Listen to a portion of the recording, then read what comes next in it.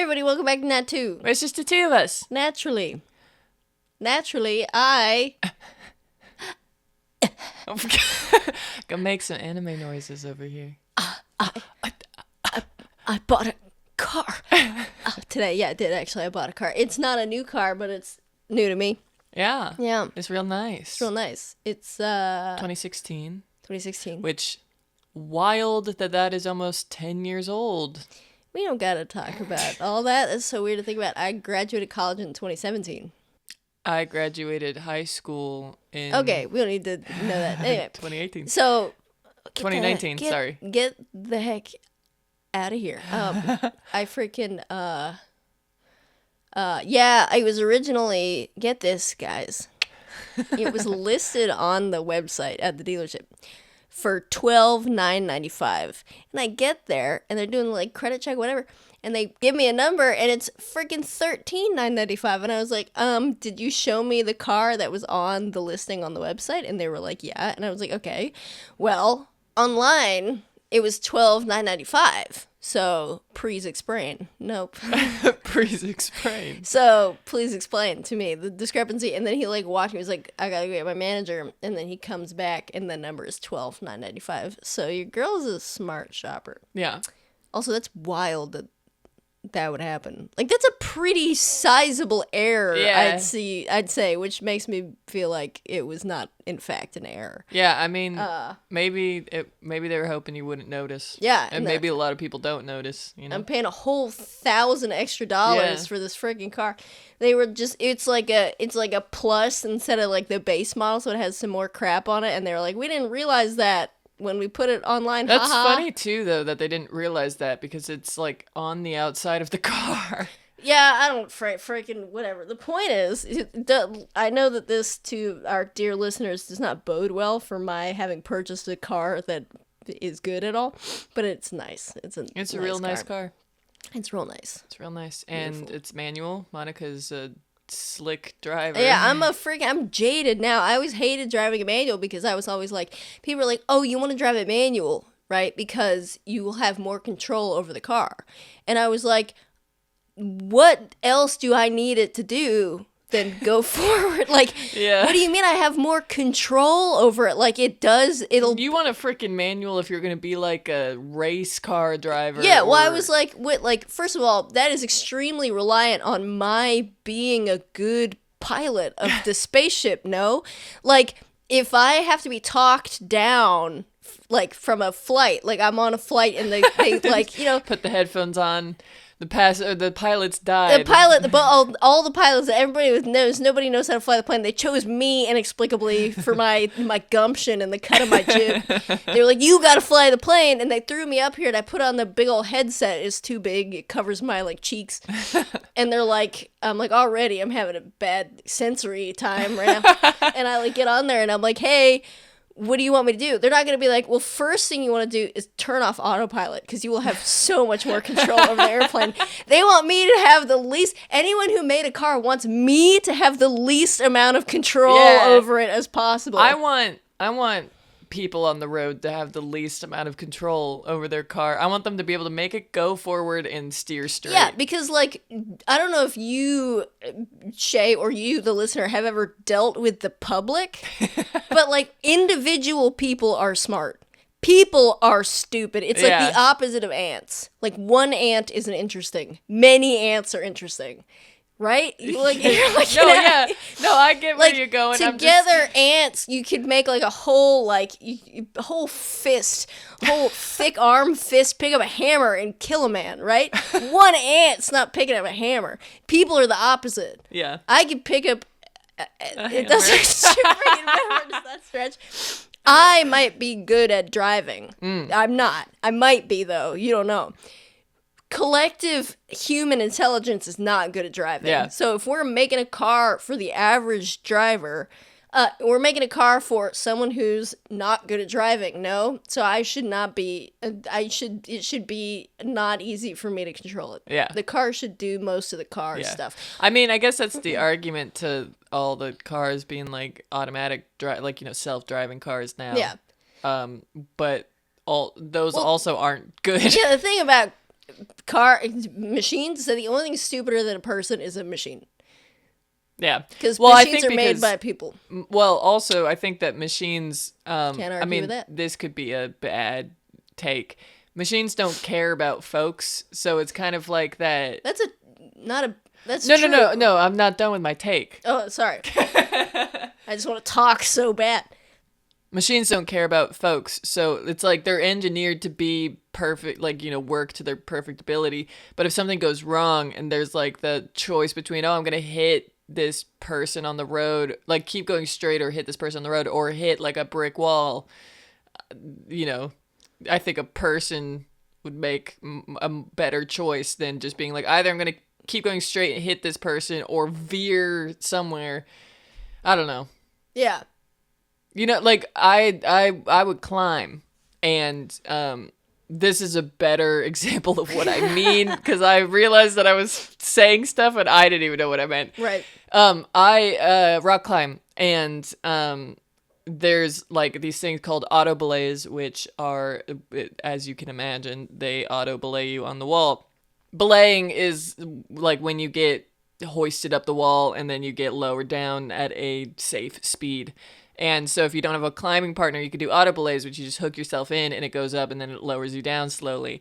A lot of climbers, including myself, do not like auto belays. They prefer a person to belay them. There is still a quote-unquote machine being used. It's called a gree-gree. Stupid name. And you like put the rope through that, so if they fall off the wall, it breaks and all that. But when you're lowering somebody, you could fully drop them as fast as you want. And also, the rope could break, the gree-gree could break, the person could be dumb and, unhook the whole machine while you're on the wall. But most, like 9 times out of 10, if you ask a climber, like an experienced climber, they would prefer a person to belay them, because if something goes wrong, that person is going to do everything in their power to try and prevent you from dying, like even to catch you themselves from the wall. If the auto belay breaks, a machine don't care about you. Yeah. It's just going to break and then you're just going to fall. Yeah. So I that's my take on like machines not being like, having self-driving cars and all that, being hinky. Yeah, they're heartless as I cover my laptop's ears. They're heartless in my phone. Everything's ears getting covered. They don't care about you. Yeah. They don't care about me. However, we care about you. How are you? How have you been doing? Are you good at driving? Are you good at driving? Are you the outlier? Do you rock climb? Do you enjoy listening to this podcast? We love you. Wow. I went to open my mouth to say something, and my stomach went, ow, and I was like, okay, I guess I have nothing to say. On last episode, take it away, Shay. On last episode, we just were with the pals, the Thalen, Tavumile, Yezi, and Ifferson, Fingers and Ifferson pals, on their way out of town. They were stopped by a group of thieves, 3 to be exact, and they were talking to Thalen, and then they interacted with Tavumile because they perceived her with her crappy stealth check, even though she gets +10. I think that she rolled like a 2 or something like that. It was like really bad. Uh-huh. And they kind of talked to them for a while, where Tavumile, let me tell y'all something. It felt so, I was angry at Tavumile. I was like, why are you saying all this stuff? And I'm like, because it's true to her character. Like, I was so, because I had she would. Yeah, I was like, I had to make myself be bad at lying to play her true to her character. And I was so like, no! But she was trying to answer their questions in a way that was like, I'm not telling you what's going on, but I'm not lying because I feel bad about lying. Yeah, I've heard the name Etheod before, and who else is named Etheod in the world of Waypoint Town? So they basically were like, okay, so he's at the orphanage. And he's either there or he has been there. Had been there, yeah. And I think Tavumile realized that she can't go through this interaction in the way that she wanted to, like in a morally sound way, I guess, to her. And so she ended up lying about the situation, and saying that their cover story was that they were playing hide and seek. And that's why she was using, like, that she used this potion to make herself, like, transparent. And so she ended up lying, saying that he was also playing hide and seek, and that he was in the more kind of, brushed up part of town.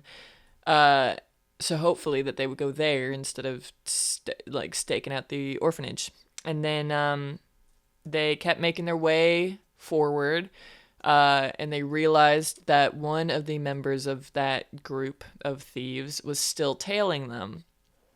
And so Yezi and Fingers, well, I guess really Yezi kind of took him out, knocked him out, and they made it safely to the trading post where Tavumile hears a familiar voice, hears Senthid's voice, and realizes that she could probably get them a carriage. And then also, as I forget that this freaking happened, we learn a little bit more about Ifferson. Yeah, the whole first part. I was like, okay, we're starting with the traveling party. I fully was like, that was the only thing that happened. I was like, this is not true. Yeah. We learned a little bit more about Ifferson when she was, she would have been, it was a year, so 20? It's first year in the war. So she was either 19, 20, somewhere around there. Using a level 3 character sheet. And she got into a bit of a scuffle and fell down twice, 0 hit points, and got brought back both times, and, had some terse interactions with her platoon brethren, whatever you call that. And then also got a talking to from her commanding officer about how she needs to get her head in the game and to protect herself a little bit more and know her place. That she is not a fighter, she is a healer. Got some insight on, 19, 20-year-old Iffy going into this war. What does it all mean? What is everything? So maybe a little bit of you could see how she used to think versus how she thinks now. And then she talked to one of the people, members of her platoon, who she saved during that scuffle, who also saved her, and talked to him more about what it all means. And yeah. Interesting. I gotta say, I love Ifferson. Ifferson is one of my favorite characters to play. I love all my characters, but I don't know. There's something about Ifferson that's so, I don't know, like being able to get a bit of her past was a nice time. Well, that's excellent news. Because going back again. No. Cool. So you're there, but you're not there. You're not all the way there because something is going on. For some reason, this seems to be relevant, or you're reminded of it, and there's a lot of kind of mental downtime right now, which is a curse generally. If you've ever been knocked out or choked out, you know how it feels. It's all black everywhere, and then all of a sudden you see sort of like a pinpoint in the middle that's just light. It's like white, even though the world is not white, but it's just it's like the presence of light just registers in your brain. That's it. And then it stops being a pinpoint. It starts kind of like growing in size, but it's still completely amorphous and gives you no information about the world around you. It is not really a world around you. And the first thing that you can really sense, even before you kind of get your bearings that you exist, you can feel your body moving, not because you are moving it, but because somebody is moving you. You can feel your consciousness and that white dot moving. And you can just barely feel at kind of the fringes of your senses, your sense of touch. Like the suggestions that something is touching you. You feel the sensation of movement before you feel the sensation of touch. And you feel all of a sudden clicking into place the fact that there's some pressure on your shoulder, underneath your neck, and then kind of on your upper back. And then all at once, the world that, while you were focusing on these sensations, had grown around you, unawares to you, into these splotches of reds and orange and brown, swirls into focus. And the last thing is you hear just cacophonous laughter around you as you fully take in your existence in the world, not even your surroundings. Yeah. And you hear, ha ha ha, she lives again. And all of a sudden you realize that you're sitting in a familiar place you sat once or twice before. All right. In sort of the under armor kind of skivvies that are issued to you. And they're definitely not usually red. Usually they're not red. You guys must have had pasta spaghetti for dinner or something, because something's going on. And as you feel that kind of like sickly, like my whole body is asleep, tingly feeling, you connect again with this voice, as you feel for the first time that it's a hand on your back. Someone say, "You're lucky it was Vateo what you dragged out of that scrape and nobody else, lest you be kicking bricks back to the toads for side of the border."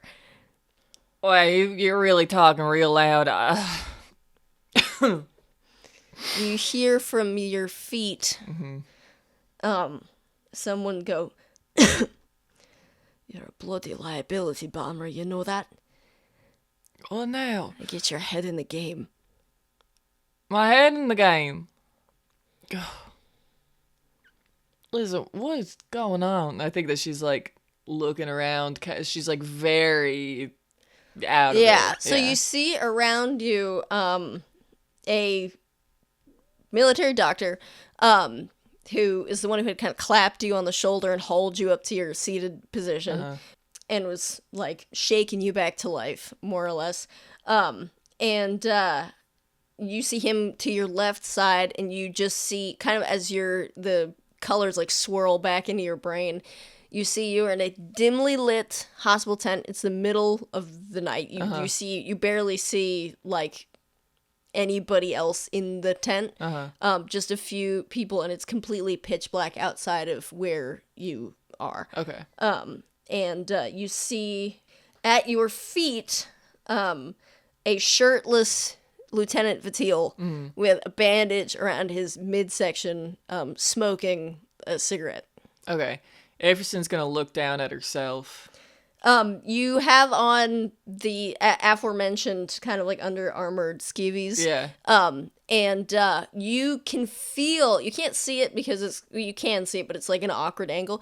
You feel in your chest area, like upper chest, some sort of hideous wound that you can feel kind of heat and pressure as it kind of worms its way back together. Yeah. I think that she kind of looks down, gives a sigh, and she's like, how many times am I going to get scarred up? As you look down, you notice that all of a sudden, underneath you is a cobblestone street. And it's kind of a dusky gray light. And you're wearing clothes that feel familiar to you, but are different than what they were before. It's sort of like makeshift, bandages or whatever. And you still feel that pain, but it's kind of moved to another part of your body, kind of similar location, but not the same. And you can feel it's far duller. It's not so sharp and present. It's there, but it's sort of, the aftershocks of which you are extremely familiar of a 2 or 3 day, healed mortal injury. Yeah. And you see the cobblestones underneath your feet. What do you feel right now? Are you just confused about what's going on? Yeah, or? I think that she's kind of like jarred. She's like, okay, wait, did this just happen? What's going on? Where am I? Like, Everybody, good roll perception for Tavumile and Yezi. okay. 9 for Tavumile, 8 for Yezi. Okay. What was the last thing that Tavumile said? I think that I can get us a carriage. Tavumile, everybody kind of like, you've got everybody's attention. Obviously, you're not, screaming this into the ether, but you're saying it loud enough that everybody could hear. And if you're at the back of the pack, so whatever's happening in your direction seems to have gone largely unnoticed by the rest of the world. And when you say that, everyone, because you're at sort of the fringes of the trading post, you are relatively far away from this person who Tavumile can identify, and so can Fingers, as Senthet. Definitely out of earshot, and you're talking quietly. And you're kind of like hugging one of the nearby buildings. You've picked up the pace after the encounter with the person. So when you say that, everyone stops in their tracks and kind of looks in your direction. As in who? Tavumile. Okay. When Tavumile says that, everybody kind of stops in their tracks and looks in her direction. Well, when I had to go into town, the person that's talking over there, that's my neighbour. His name's Senthet, and he's really nice, and he really likes me a lot, and he has to get here by carriage, I think. That's how he got here when he brought me here before, and this is where he brought us before. Here, hold on, let's, come on. Fingers is gonna kind of like put his nose to the ground, duck into a kind of nearby alleyway. Oh, all right. She's gonna like follow, and Yezi and Ifferson is also gonna follow. I think Ifferson's kind of like, is she aware of what's going on? The last thing that happened, you saw the kind of cobblestones, and your connection back to the present day began with Tavumile's exclamation. Cool. So I think that Ifferson kind of like shakes her head and she follows. So everybody's walking kind of behind this, like ducking into this alleyway. Good roll perception check as Iffy and Yezi. Okay. Or excuse me, Tavumile and Yezi. Okay. 16 as Tavumile. Okay. 5 as Yezi. Tavumile notices that Fingers sounds stressed out. Are you alright? What's your idea? What do you mean? You have an idea. Yes, I would go ask Senthet if he would take us to the palace. Are you sure we can trust him? I don't see why not. Well, I don't know. I mean... I really like Senthet, and Senthet is really nice, and he took us into town, and he didn't turn in Fingers when he tried to rob us, and he owns the general store that's really close to my house, and he went to war with Lucian, and he's really... Well, I don't know if Lucian and Senthet like each other. I don't think that they do, but... Well, that's kind of important, isn't it? I guess so. Yeah, I mean, we're trying to clear his name. If he doesn't like him, then why would he want... Well, because he likes me, and he knows that Lucian is in love with me. I mean, I guess that's worth something. Well, I mean, think about it this way. And Fingers is gonna, like, put a hand on the wall and kind of lean against it. How did you meet me? How did we meet? You tried to rob us. Right. Well, where were we? On the road. Okay. More specifically. I don't know. In the forest. How did you get here? Work with me, Tavumile, please. On a trail. You're in a carriage, right? You're in his carriage. Yes. He's gonna look over his shoulder at Yezi. Can Yezi roll insight? Yeah. Nat 20. Holy crap. This is what Fingers is trying to communicate. I'm trying to communicate to Tavumile that if we're hiding from the Thieves Guild, a merchant cart might not be the best way to go about it. Why? Because I ambushed them. That's the reason why. That is what he's trying to communicate to her. Does he only have one cart? Does he just have the one carriage? Or does he take other stuff when he's not transporting his goods? What do you mean? Use your brain, Tavumile. He was transporting stuff when he took you, yes? That's why you went to the trading post? Yes. All right. Do you think that he is doing that now? Well, I don't know. All right. Have you ever seen him use any other type of cart or thing to carry stuff? Well, I guess not. I mean, everybody walks everywhere where we are. Look, let me put this in another way. It doesn't have to necessarily be a merchant carriage. He's kind of saying this to the world. He's like, it's a carriage. You know, someone's got something valuable in there, probably.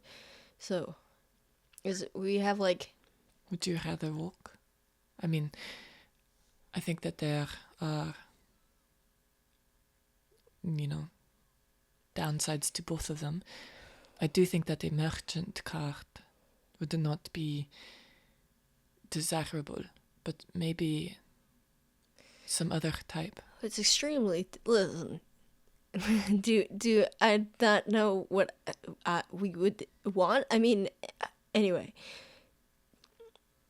there's a mile radius outside the city that we'd be in trouble. That's the only kind of area that anybody would mess with us in. So once we get past that, I mean, we're past that. Well, what's the point of our disguises then if we ain't gonna be using them? You know, if his car ain't full of stuff, and we get quote unquote ambushed, we got a whole cover story.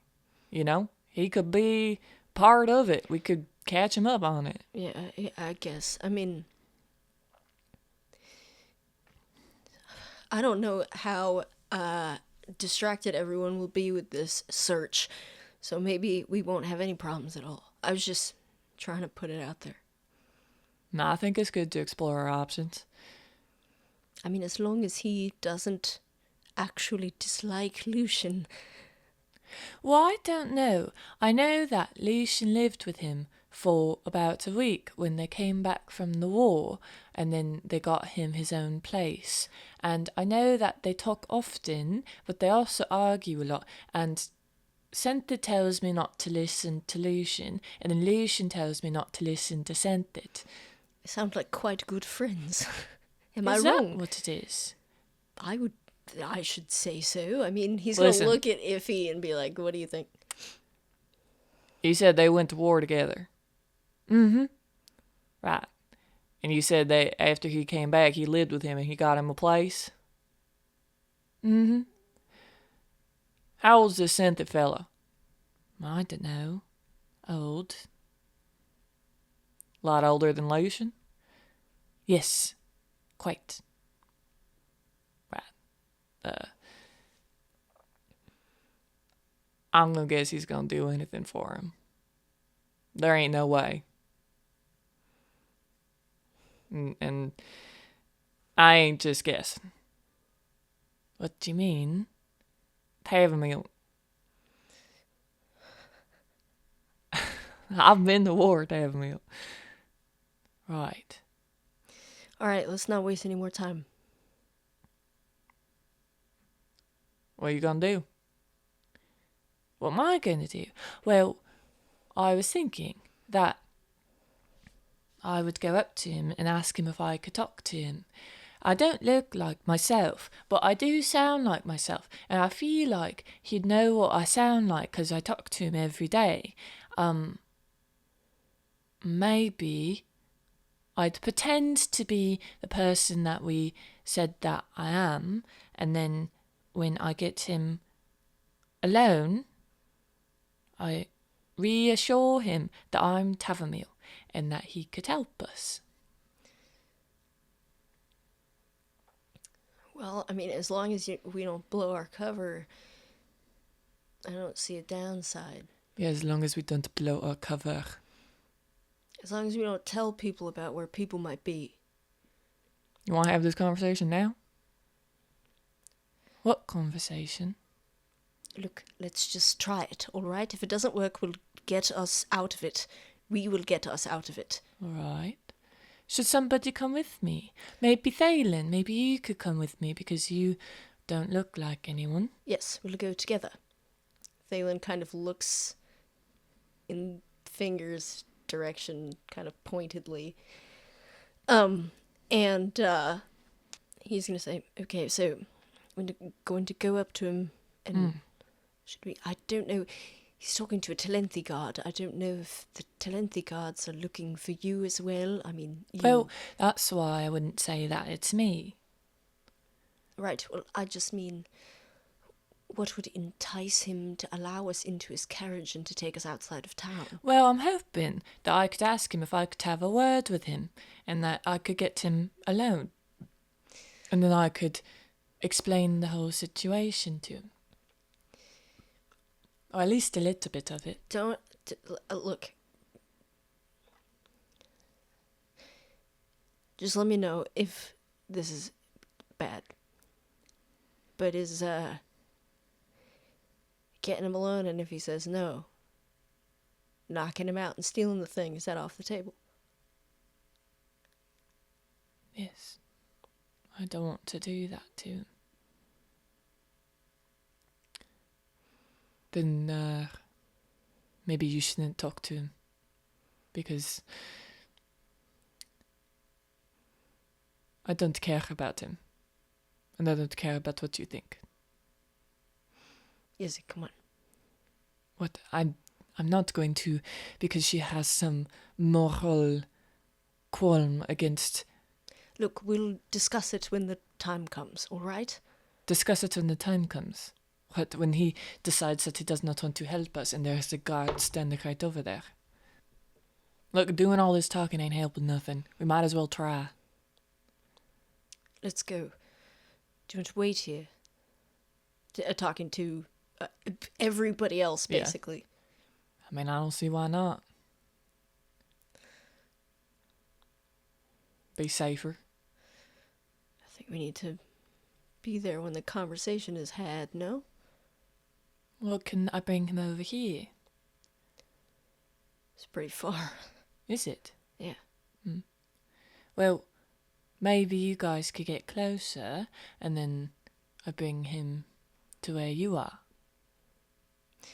There's an alley behind him. He, points. It's kind of around the corner. Just, we'll meet you in there, huh? All right. All right. He's going to, tag Yezi's shoulder and kind of make for that direction. Yeah, Yezi and Iffy are going to follow. Okay. I think Iffy's going to give Thalen a look of, I think that she's hoping that he's going to interpret it as, you need to watch what she's saying. Okay. Let me see if he is with it. So you give him this look. And when you do, he kind of cocks an eyebrow at you. Kind of narrows his eyes a little bit. Okay. and then kind of shakes it off and goes with Tavumile. Iffy just keeps heading off with Fingers and Yezi. Okay. So you're going to that far kind of alley. Mm-hmm. And Fingers is like just hugging the whatever. I mean, you guys are practically you are basically invisible. Yeah. You're so freaking whatever, but he's still kind of like, old habits die hard, walking in the kind of shadows of the overhang of the whatever. Walking in that direction. You guys are so completely like you there are people that are relatively close to you, not a whole lot of people, but people, and they are looking at you and not seeing you, like that level of stealthiness. That is not necessarily to say that you are not being seen by people, but you're not being seen by the average passerby, so your odds are looking pretty decent. Okay, cool. So you're kind of hugging there. You make it to the alleyway, and you kind of just like stack behind it. Yeah, I think so. I think that Yezi is like, does she have direct line of sight to Tavumile, or is that you would have to kind of peek around the corner in order to see her. Like you can't just like see her directly from the alleyway. Okay, I think that Yezi is kind of like standing close to the edge so that she can occasionally like look out towards Tavumile, because I think that she fully doesn't trust this. I think that she's like, if he says no, we're knocking him out. Like, we're not dealing with that. He's so close to a Talenti guard, and he goes and runs his mouth. Yeah. Fingers is gonna kind of like make the acknowledgement that you have arrived at where you're supposed to be, kind of like nod at everybody. And he's gonna kind of like stay forward, kind of barely look over his shoulder and say, "I'll be right back." And he starts walking in the direction. You have one thing that one person can do. Everson's gonna grab the back of his collar. Like the back of his shirt collar. Okay. I'm gonna make you roll for it. Yeah, that's fine. Cool. What you gonna make me roll? Sleight of hand. Alright. 14. He fully beat it. Oh. Fingers, well, double check. Yeah, Fingers is rolling with disadvantage. He rolled a 17 and a 9. Oh, okay. And I'm mad about it. So you reach out, you kind of pinch the back of his collar, kind of yank him backwards, and he's going to say, "Let go of me." I ain't doing that. We're not gonna be doing this. Listen. Were you not there when she fully said that she knows who Etheod is? What else is she going to say over there? Listen, I get where you're coming from. We ain't having this conversation now. Alright? What are you talking about? When are we going to have it, huh? After she tells the whole world where my family is? Good, roll a perception check for Iffy. Okay. Oh, I just gotta roll with disadvantage. You can roll straight. Oh, This does not involve your ears or eyes. Okay, let me re-roll then. 18. You feel the temperature in the alleyway is suddenly a little warm. Okay. Balmy. Look. We ain't gonna be splitting up, right? I already don't like that we ain't together. We said we were gonna be here and we were gonna be here. You're gonna have to put your trust in Thalen, and I understand that she... What'd you expect? Huh? It was our job to make sure that she wasn't seen, and we did a piss poor job at that. It was our job to make sure she wasn't seen because she ain't never had experience like this, and that's showing. It ain't just her fault, and I don't want to hear another word about this until we are all together again. So your solution is to let her go off and do whatever she wants? She has no idea. We ain't doing that. Thalen doesn't know what he's doing either. And how are you going to help the situation? I'm just going to make sure I know what she says so that... So that what? So that you can have some kind of reaction to it and then maybe make things worse? No, so that I know... So don't you let them go? I think that kind of Iffy looks over at Yezi, and I think that Yezi's fully like standing directly behind her, I guess, in front of her. And I think that she has her arms crossed. Look, I get that y'all have experience with sneaking around, with lying and the smuggling and stuff like that. I have the experience with working in a team in a life or death situation. Y'all are going to have to put your trust in the people around you, or else ain't none of this going to work. So you need to sit down.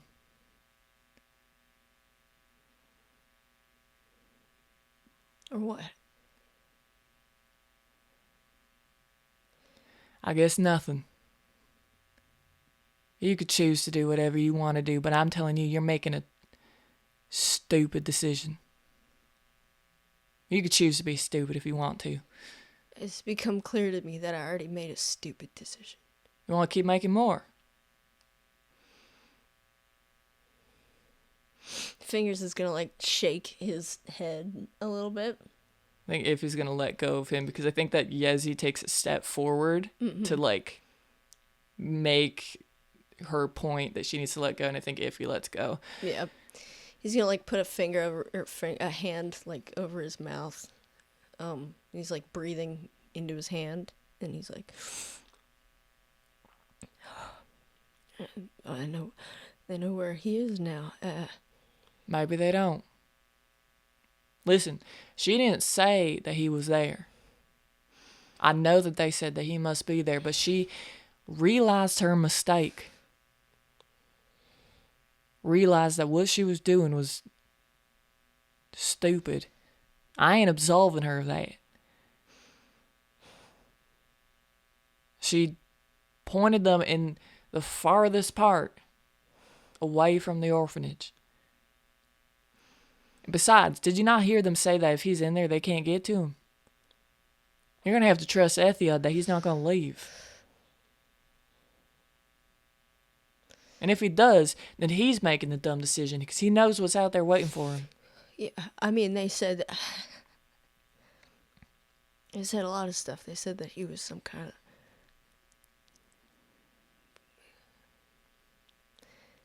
there's money on him. I don't know how desperate they'll get. I don't know if that'll stand. You said that, and if he's going to look at Yezi, you said that, Hale guy, that assassin that broke in, said that he's going to keep people off our tail. Yes. Right. You don't think that maybe that entails thieves breaking into the orphanage? Other assassins trying to break into the orphanage? Meredith said something about somebody close to the, high up in the Assassin's Guild, close to the director? Something like that. Maybe he has a lot more power over this than they're giving him credit for. I mean, what are we going to do about it, huh? You going back? Go back. You going back ain't going to help anything. Actually, you going back would probably be the worst choice for you to make. They know that you have connections to the orphanage. You live there. Or sometimes you live there. And then you're both in the same place. I can do something. What can you do? Nothing. Right. He's gonna, like, slam the back of his knuckles into the wall behind him. I think that Yezi kind of grabs his hand. Fine.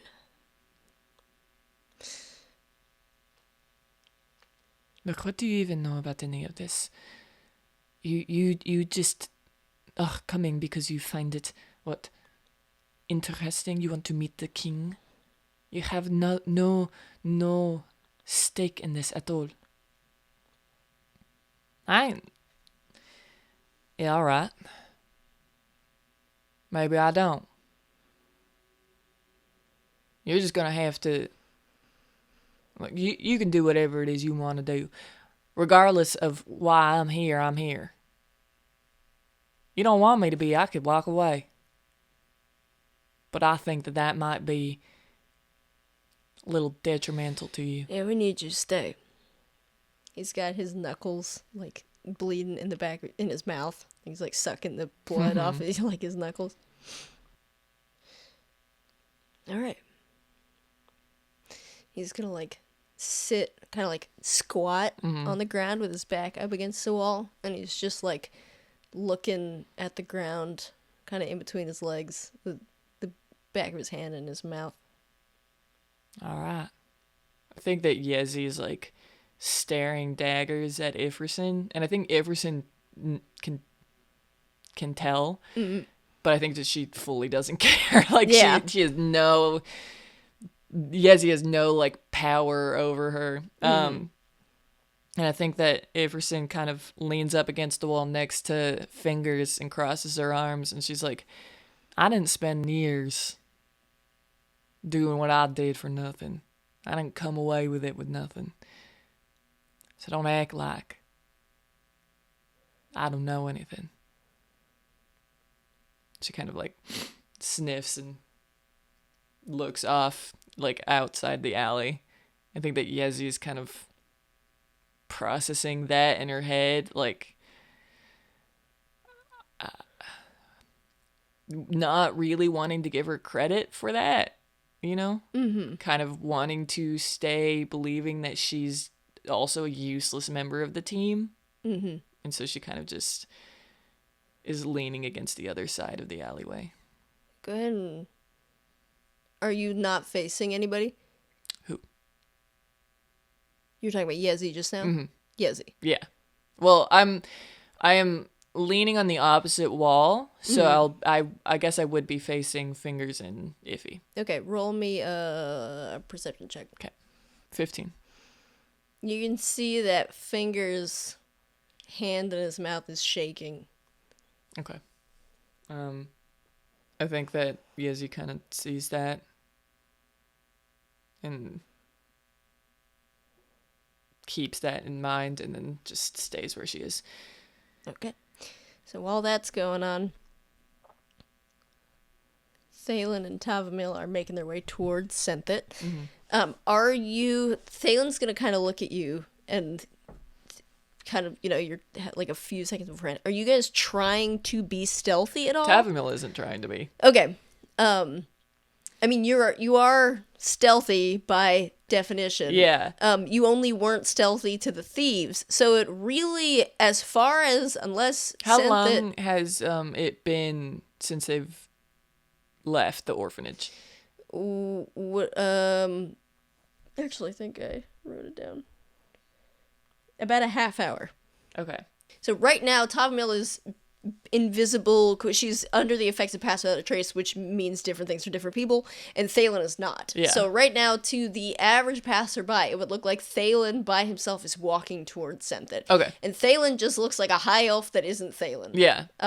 What's his name again? Darmus. Darmus? Yeah. That's a good for Thalen. You can hear him going, Darmus, Darmus, Darmus. My name is Darmus. Oh, are you saying your name? I just wanted to feel natural. Darmus. Yes. And mine's Janala. Oh. Nobody can see you. Right. Right. Well, I'm going to be talking to him. Yes, but there are other people around. You see, like, you catch, like, a passerby kind of, like, give Thalen a look, and he's like, hi, yes.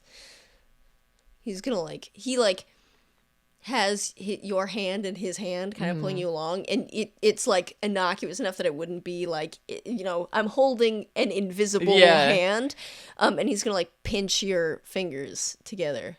I think that Tavumile looks kind of confused, but she's just like, all right, and, like, stays quiet. And he's like, I just... I've got to do that. Like, trying to play off his earlier talking to you. Whatever. Yeah. And as you're walking in the direction, you're walking into some more people just because you're walking to the trading post. It's kind of, there's some industry going on, as we discussed previously. There's some carriages, some horses, some people, some goods being trading hands, but nothing like, it's not anywhere near the Shibuya crossing that it was earlier, or 2 days ago. Golly. And as you walk in that direction, you hear like a soldier, the presumably Talenthy soldier, kind of go, what happened? Or like, you're too far to really be picking anything up, and you hear something. So that is absolutely ridiculous. There's no way, like having that conversation as you kind of approach. He's pausing what he's saying, obviously, because the other guy's talking to him, but because you can't really hear the soldier, it just sounds like Senthet is screaming at himself. Okay. Like, it's just like, he's like, that's ridiculous. Why would you think that's, like that type of thing. And so that you're going the right direction, even when you don't have, like, line of sight on him. So you're walking off in that direction. Is there anything you want to try and communicate very silently to Thalen before you get there? Do you think that maybe you should ask him if you could have a word with him? And then that's when I talk to him. Because you can be seen right now, and I can't. And he's talking to a Talenthy soldier. All right. Sounds good. And he's going to, kind of, yank you along with him. And go ahead and roll a perception check. Okay. 16. You both got a 16. Wow. Yeah, fun. In sync. Indeed. You can see Thalen kind of like looking around, like just to get like a quick scope of where you are, and so you kind of follow suit.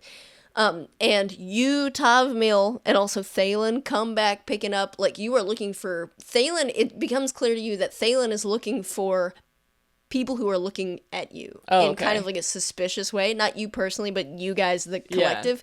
And he looks around. He doesn't look surprised by anything, so you can interpret that as he didn't find anybody. And then you follow suit, and you also don't find anybody. So far, everything is copacetic. Yeah. You got around the end of Senthet's carriage and to the front where he's talking to the guard, and you're just at that corner. Thalen kind of stops, and you can hear Senthet's voice like booming, talking to the guard. You can hear the guard saying, well, I don't think that that's necessarily true, whatever. They're like shooting the breeze. And Thalen's going to kind of look over his shoulder back at you, and he's going to nod. I feel like Tavumile's going to smile and give him a thumbs up. He's going to walk around the corner of the carriage. And you're going behind him? Yeah. Okay. I think so. Or I think that she's kind of like standing a little off. Like not, tailing him directly, but I think that she's standing to where she can see them talking. Got you. And let me roll. All right. So you're standing to where you can see them. You see Thalen is gonna kind of like bow his head and like walk up to them, and you see that they both notice him and kind of like turn to look at him. And he says, "Hello, good morning." And Senthet's gonna be like, "Do you have business with this soldier?" And like kind of be like, interrupting our conversation, and the soldier's gonna kind of look at him, give him like the awkward eye. "No, I just I was interested in your wares that you would sell. I'm just here picking up product, lad. You'll have to come to my general store," and kind of like sidles up next to him, like puts his hand on his shoulder. "You have to come to my general store, but it's a bit, out of the way for, someone like yourself." And he's gonna kind of like look at his ears, basically, kind of give him like one of those. And Thalen is gonna like nod his head, and he like looks at the guard. The guard's like, he was smoking a cigarette, and so he kind of goes back to doing that. Like, this is a weird interaction that's going on, but also, like, hashtag high elf. You see Thalen goes to open his mouth. Yeah. And as he goes to open his mouth, Cynthia goes, "And who's the lovely lady you've got with you?" I think that. And you notice, he's like staring over Thalen's shoulder at you, and Thalen just goes, like, anime noises. I think that she takes a few steps forward. Could we talk to you? I didn't even see you there, lass. You see the soldier's like, what? Where the heck did you come from? She was standing right there. What are you talking about? I'm really quiet. You've got to lay off the drink, friend, and elbows the guard or whatever. Are you drinking? The guard is like looks at her and like ignores her question, goes back to smoking the cigarette. He's gonna kind of like shove off. He was just talking to Senthit, like they're like shooting the breeze about the situation, and so he's gonna kind of like, he's like not really paying attention. He's kind of idling by there, like leaning against a frickin' post with a cigarette. Can we talk to you? Is that all right? Not to the guard, obviously. Right. Are you at this moment trying to communicate to Senthit who you are, or would you like that? Or are you trying to hide it for now? I think that she's trying to hide it for now. Okay, go ahead and roll me a performance check. Okay. 16. Okay, cool. Senthit's gonna kind of like cock his head and say, "Are we not talking right now, lass?" Well, I mean more like over here. I wanted to have a private conversation, if that's all right. I have, We have a business proposal for you. Right. And Thalen's gonna kind of like step in between you two as Senthit is making like you want me to go into the alleyway to have a private conversation with you? We would prefer not to have, prying ears, as it were, because we would really like to, you specifically have caught our eye, and we have a product that we'd like to share with you, right? Right. Sister? Yes. And he's gonna like look back at Senthit and say, "Well, I don't see why you can't just share it with me right now, brother." And he's gonna lean against his cart. Because, it's really important to me, and I really want to do it the right way, and I'm afraid that if I don't do it the right way, then bad stuff's gonna happen. Like turns and looks over his shoulder at you, and then he like looks back at Senthit and just like nods his head. Roll me a disadvantage performance check. 12.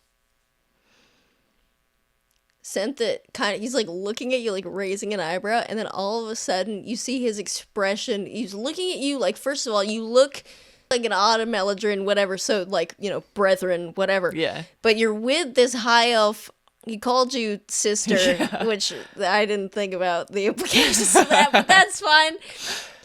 We're mixed, I don't know, but just her and sort of me.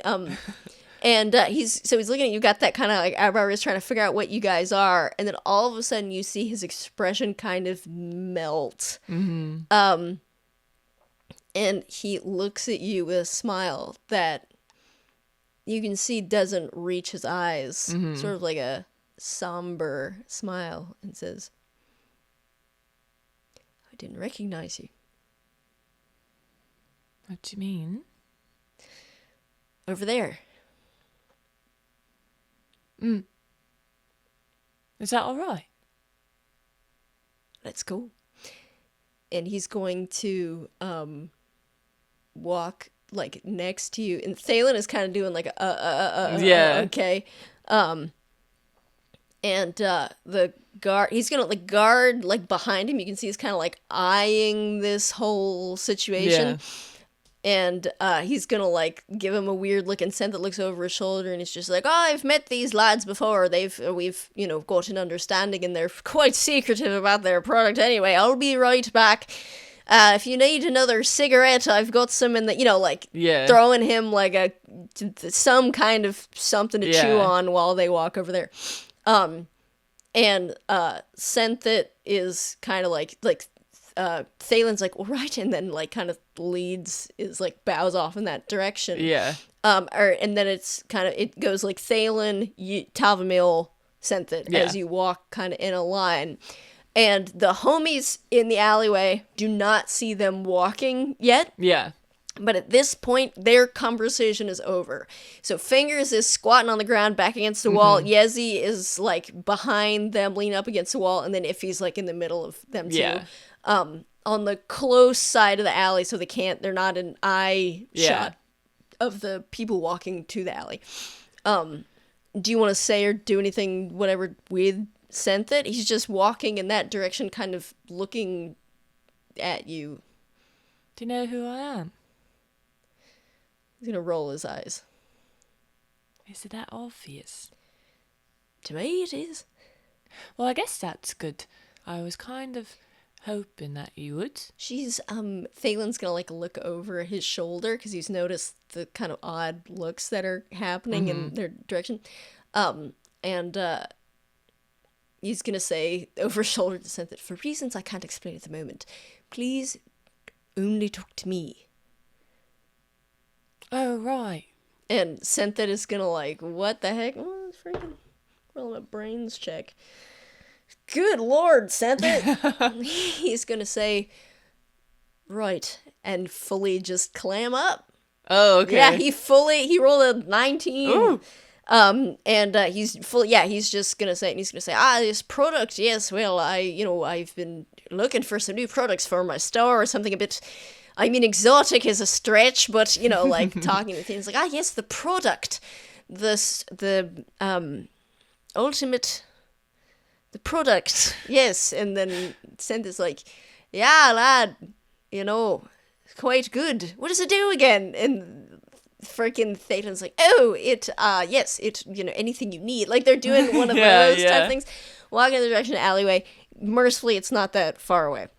As you walk around the corner, you are greeted with the sight of each other. Yeah.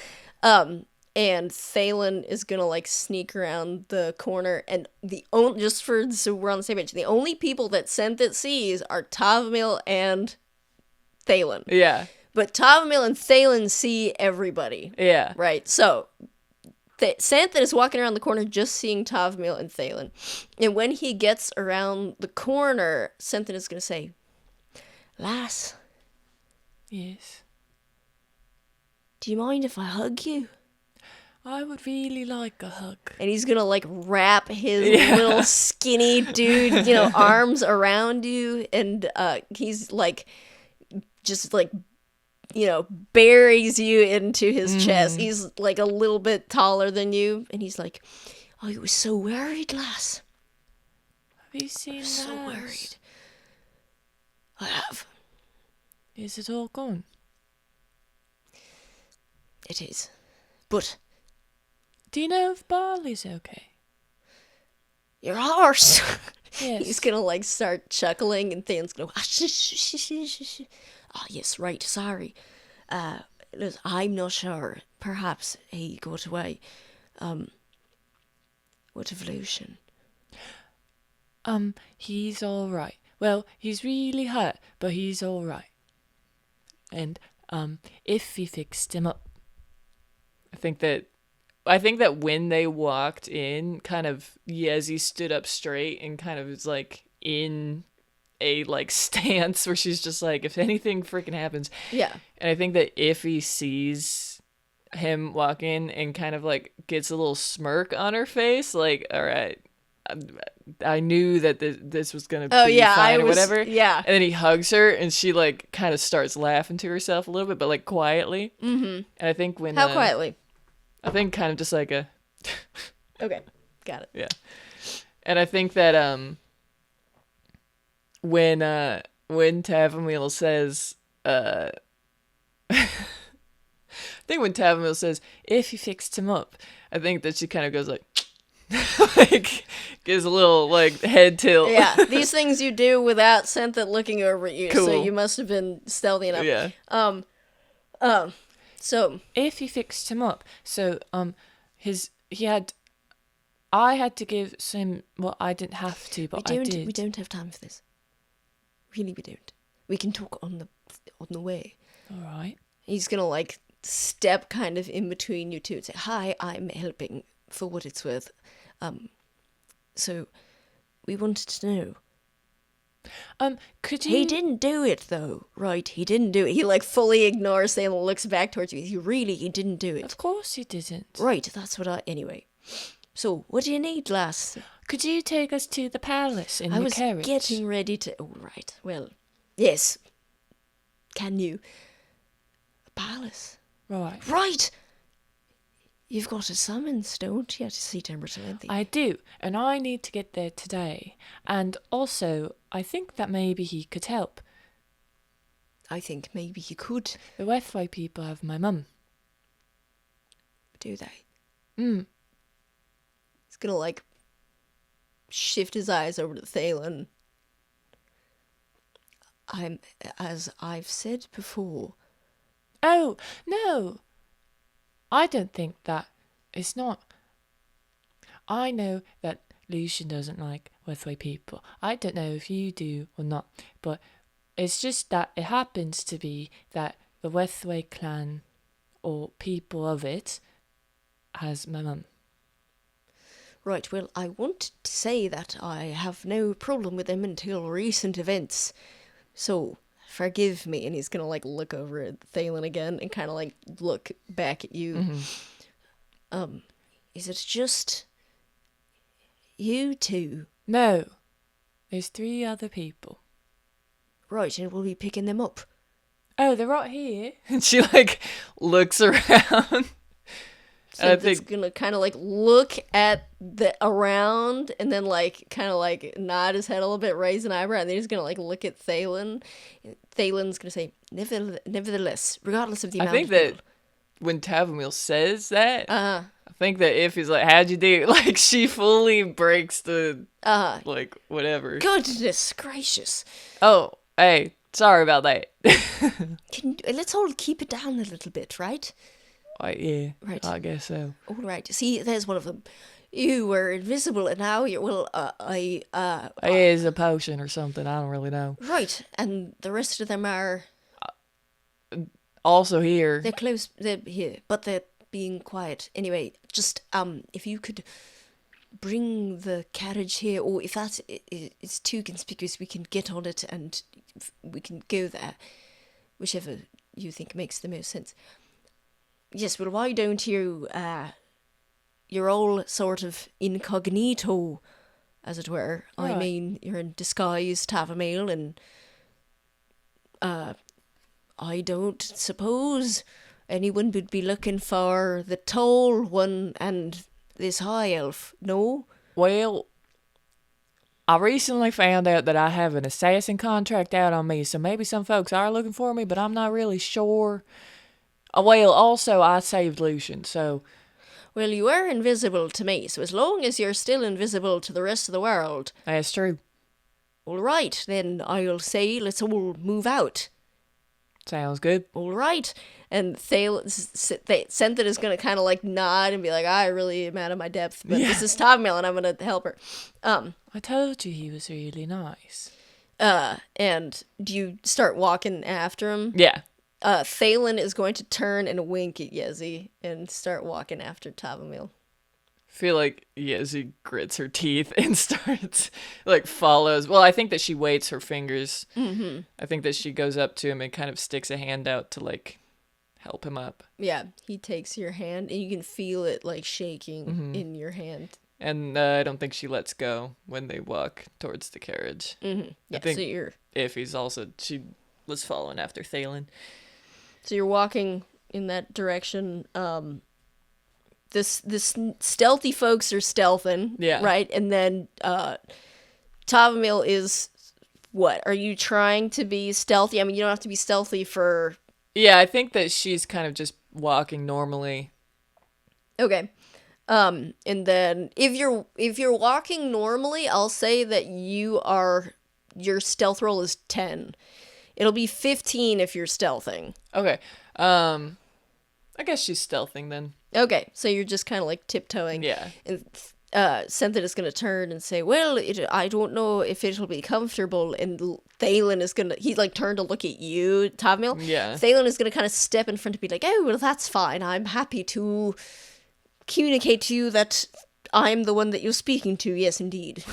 And Cynthia goes, right, and like keeps walking. He's like, I can't do anything right, so I'll just shut up then. And you all start walking back in the direction of the carriage, and there's people walking around. The stealthy folks are kind of like bobbing and weaving around, like, you know, the few people that are there doing stuff. And I'm gonna roll something real quick.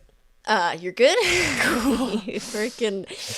You're walking around, you know, there's like carriages and stuff that belong to other people. They're unloading stuff, offloading stuff. And so like Iffy, someone puts down a bucket of paint or something like right where she's about to step. And so she has to like quickly readjust that. She's like, I barely saw that. Like, you know, foot around. Yeah. And then like fingers like goes around the corner at the moment someone starts carrying like heavy boxes, and he has to like slam backwards into Yezi, like push her backwards, and he kind of looks back and is like, sorry.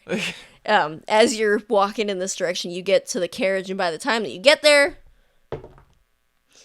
the guard is still there. Yeah. And now he is talking to another guard. Okay. Sent that as he approaches kind of pays them no mind. Yeah. And, you know, just starts like opening the carriage door. Yeah. To let in whoever is going to be let in. Yeah. You know, like he's just going to leave it open. Mm-hmm. And the stairs, I don't know, freaking carriage, you know, like some little like freaking Yeah, stairs. yeah, I yeah. don't know.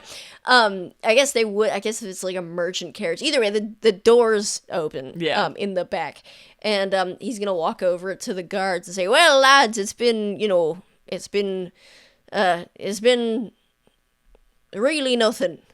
I've gotten not a lot out of this interaction, and you know, you both need to stop drinking so much, and well, I'll be seeing you.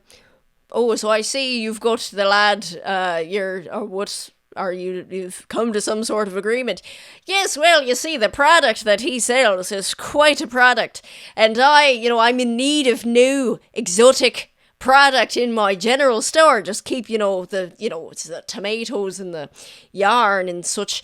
You've got to, keep it fresh, or else they'll start walking all the way to town instead of 10 minutes to my store, to get all the new, fresh, new products. Anyway, you lads be good, and I'll be seeing ya, and I'll charge you for those cigarettes when I come back, eh? And they're like, we thought you were giving, they're just they look at them, and they're like, you definitely said we could have these, but fine. And he's gonna, go into the carriage.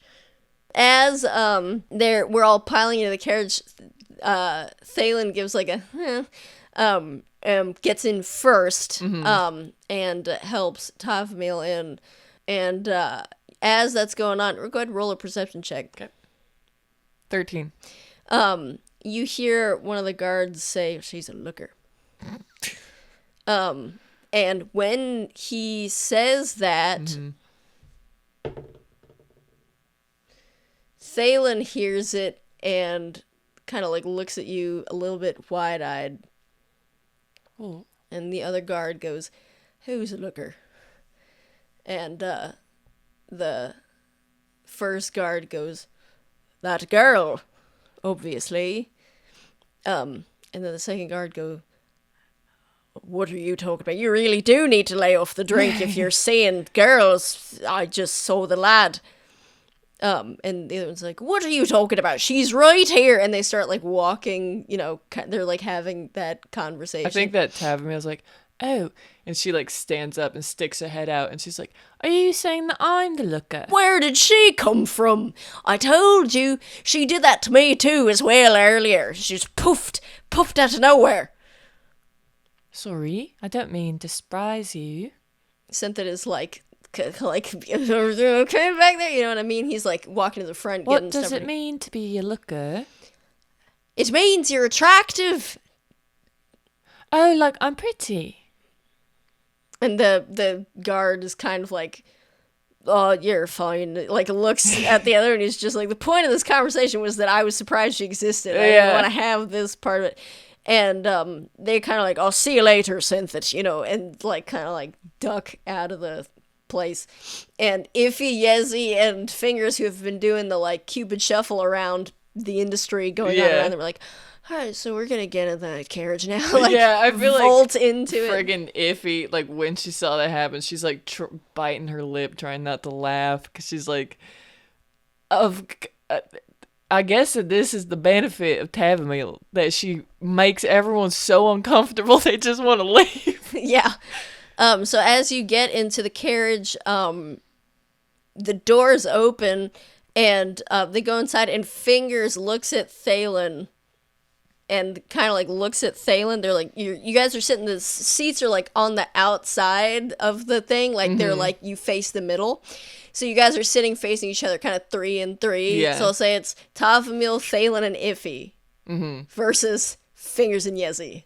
Okay. Is that we're happy with that?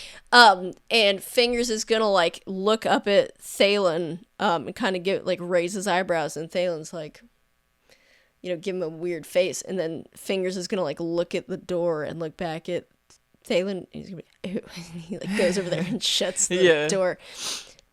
Are you already back there? You. What? 2, 1, 2, 1. You, lad. Thalen's like, yes, we're ready to go. I am, and Sen's like, right, we'll be on our way. Then, like, cracks not the whip, yars, you know, the reins, mush, and then you guys start slowly moving in the direction of presumably the gate, unless Sen is a huge liar and is going to take you right into the palms of their hands. Well, you know. Cool. I think that Yezi is like, her freaking leg is bouncing because she's so pent up with like anger, I think. And I think that she's gonna wait until they're not around folks who are gonna be when they're leaving the gate, are they gonna be stopped, you think? Or does she know that they're gonna be like stopped or whatever? Roll an insight check. Okay. 18. You do not know if Senthet's rapport with the guards is such that they'll let him just go through or whatever. Clearly he has some sort of rapport with them. But you have no reason to suspect that you won't be stopped. Like, there's a good chance that you will be stopped. I think that Tavumile starts to say stuff where she's like, it was really easy, like, starts to say something, and I think Yezi, without looking at her, just says, shut up. All right. Thalen is going to kind of, like, look at you apologetically and kind of communicate to you, like, she's right, but apologetically. Anything else you want to say or do? No, not yet. Not until we're not around folks. So the carriage, you hear the wheels like creaking under your immense weight. Good thing that this is a merchant carriage, or else you would be making a crater in the center of it, Yezi. You feel the wheels kind of creak under your weight. I guess probably I should have made the guards roll to like, well, you're used to moving stealthily. Well, so. Yeah, and also Pass Without a Trace allows for no presence of well, baller. So you the wheels kind of creak, the horses are like there's a lot of wind back here. Horse noises. And you start moving off in that direction. Fingers has his kind of like hand in his mouth, like is just like He's got like the thinker hand going on, and he's just like knees are up, like elbow in his lap, just like leaning forward, looking at like the middle distance. And Thalen is kind of just like looking kind of like down to the side, just like there's gonna be some sort of something, you know. I think Yezi is like looking off to the like.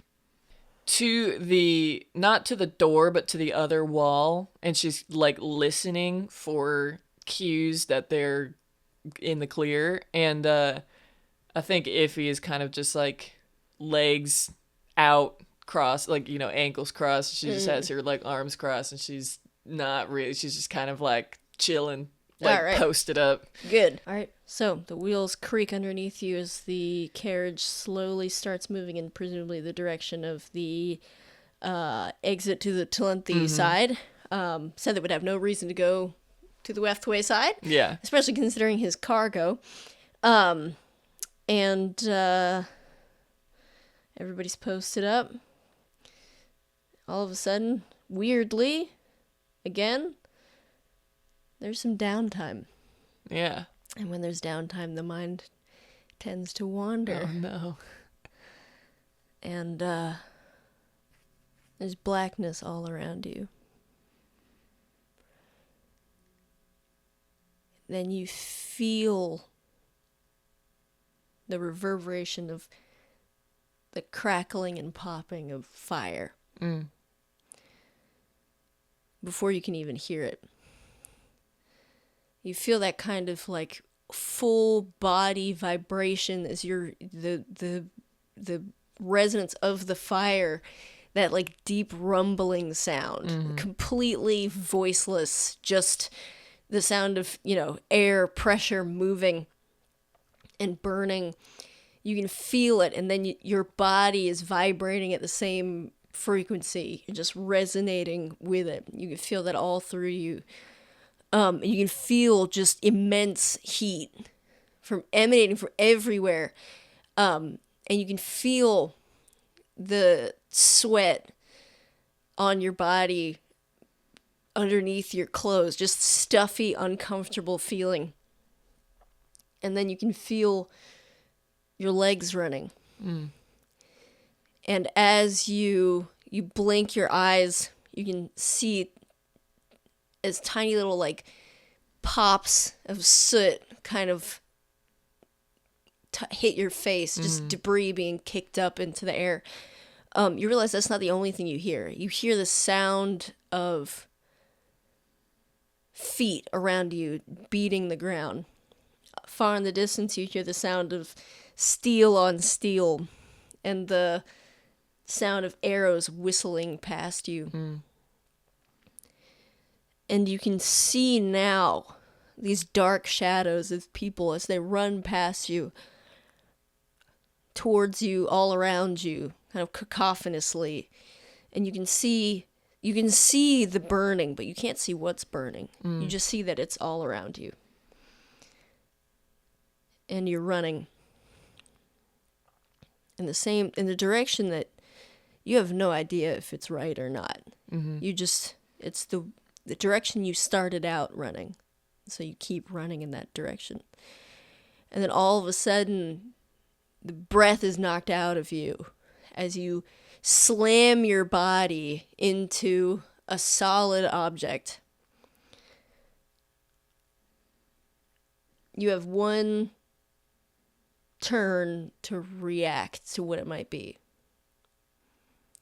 And I have no idea what it might be. Go ahead and roll a insight check. All right. And you are rolling using the character sheet that I'm about to text you. Okay. But roll disadvantage insight. Unnatural 20. Wow, I got a 920 and a 19. That's crazy. As you bump into this solid object, you can feel your head bounce off of it. You can feel your brain rattling around in your head. And as you kind of bounce off, take a kind of like a stutter step back just to catch your balance, your head turns to look at what it is. At the same moment as the icy green eyes of a high elf turn to look at you. Okay. I think, It's a high elf that you recognize. Oh? Yes. From where? You don't know? I don't know. You just recognize who it might be. There's like Okay. a feeling of familiarity. I think that, she kind of locks eyes with him for a second and, like, furrows her brow and then, keeps running. Like, she just runs away from him. Roll initiative. All right. 9. I'll say because you got that good, like, a nat 20. I'll give you the first turn. Okay. Because that'll be like your preemptive strike, because you got your bearings before this other person. So, do you intend to run past or what? I'm gonna cast Mage Armor on myself, Okay. which will make my armor class 15. Okay. 8 hit points? All right, yeah. I do that, and then I try and run away. You'll get an attack of opportunity. Okay, I do that, I guess, then. Because I can't disengage. So, you drink a mage armor potion. What does it look like? What does it taste like? What does it feel like? I think that it looks like Quicksilver. Ooh. Ooh. I think it looks like Quicksilver, and it tastes like metal. And I think that when it gets, like, drank, it, like, a kind of, like, mirage of armor kind of, like, glimmers on the person for a second and then goes away. Almost like if you blinked, you would miss it. Mm-hmm. Got you. So, you drink this potion, there's that glimmer of armor, and then your kind of preemptive turn ends, and you see this individual turn fully to face you and raise up a short sword. He rolls a 22. Oh, fuck. It's 1d6 plus 4.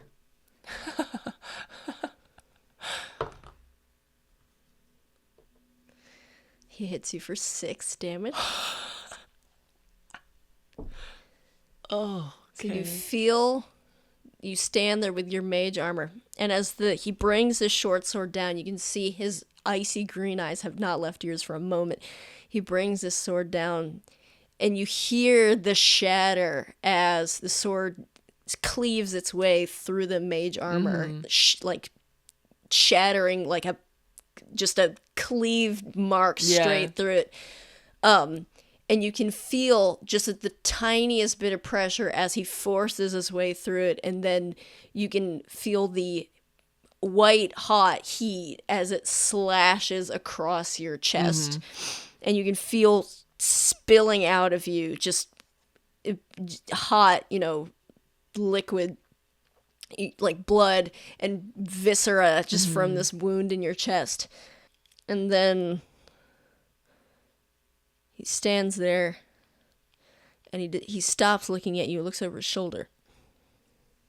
Looks over his own shoulder? Or? His own shoulder. Okay. And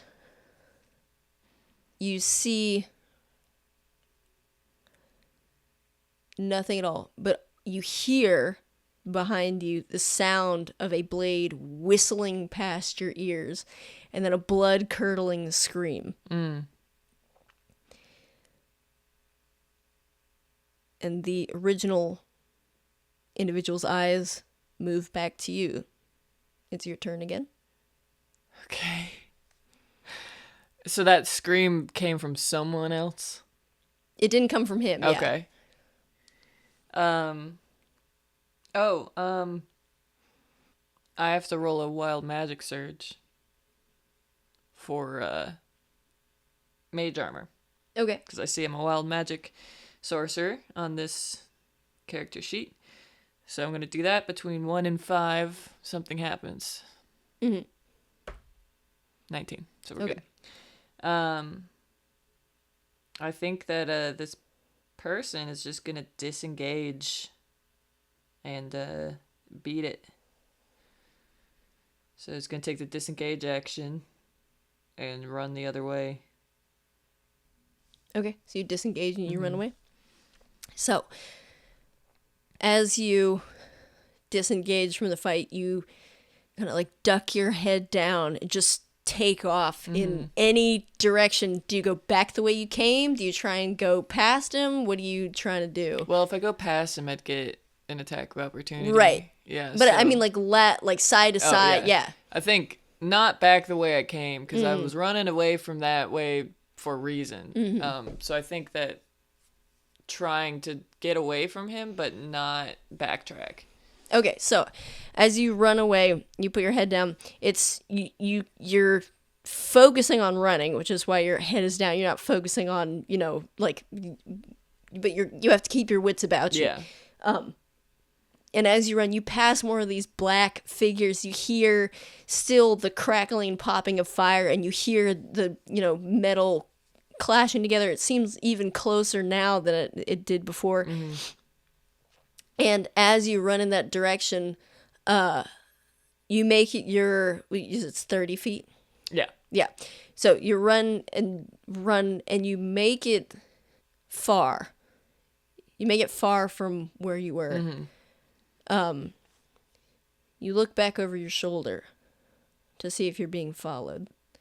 When you look back, you notice that you don't see any icy green eyes. You don't see anybody running after you. There's too many other bodies in between you and that person to get a read on what's going on. And as you turn your head back, you feel yourself slow down. Then you feel yourself stop. And you feel like, for some reason, all of a sudden, it's really hard for you to keep your head up. Your head lolls forward, and your eyes meet. An ice-cold sword pierced through your chest. And you can't lift your head to meet the eyes of the attacker. Okay. Whatever rigging got severed is preventing that from happening. You look down at your familiar clothes, familiar shoes. That seems to be the only thing that's amiss. And then the kind of gentle trickle of blood. And then an explosion of just white-hot pain as the sword is ripped out of your chest. And you kind of like gasp into it as you land on the ground. And your face in the grass. And you hear, now more than the crackle of fire, the dull sound of beating footsteps all around you. What do you do? What do you think? I think that they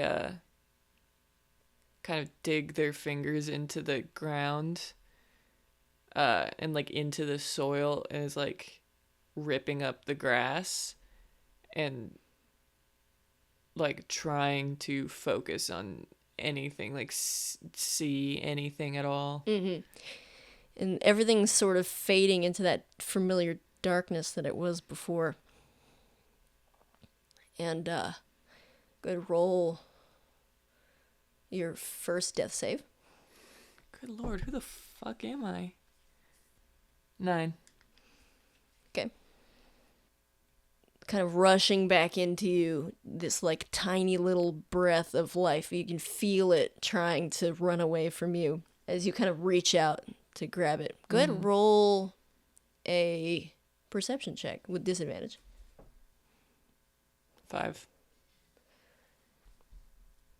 It's 2.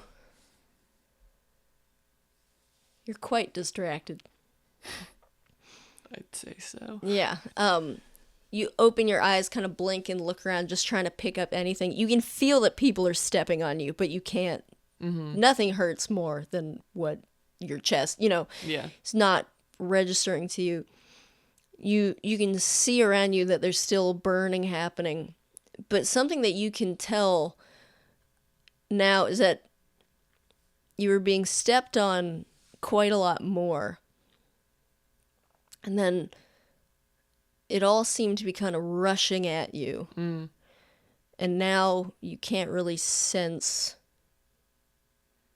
that so much anymore. You have no idea how much time has passed. Okay. Go to roll another death save. 15. Okay, cool. So after that was quite a lot to deal with physically, especially considering what you were dealing with before. Mm-hmm. And as you kind of feel that abating, the trampling, the like rushing of bodies in your direction, you feel that it was sort of like, for whatever reason, the reason why someone wouldn't want to step on the body of an enemy soldier or an enemy, a body, is because you would roll an ankle. It's not stable terrain. So why would they be kind of forced to, or sort of forced away such that they would trample you? Yeah.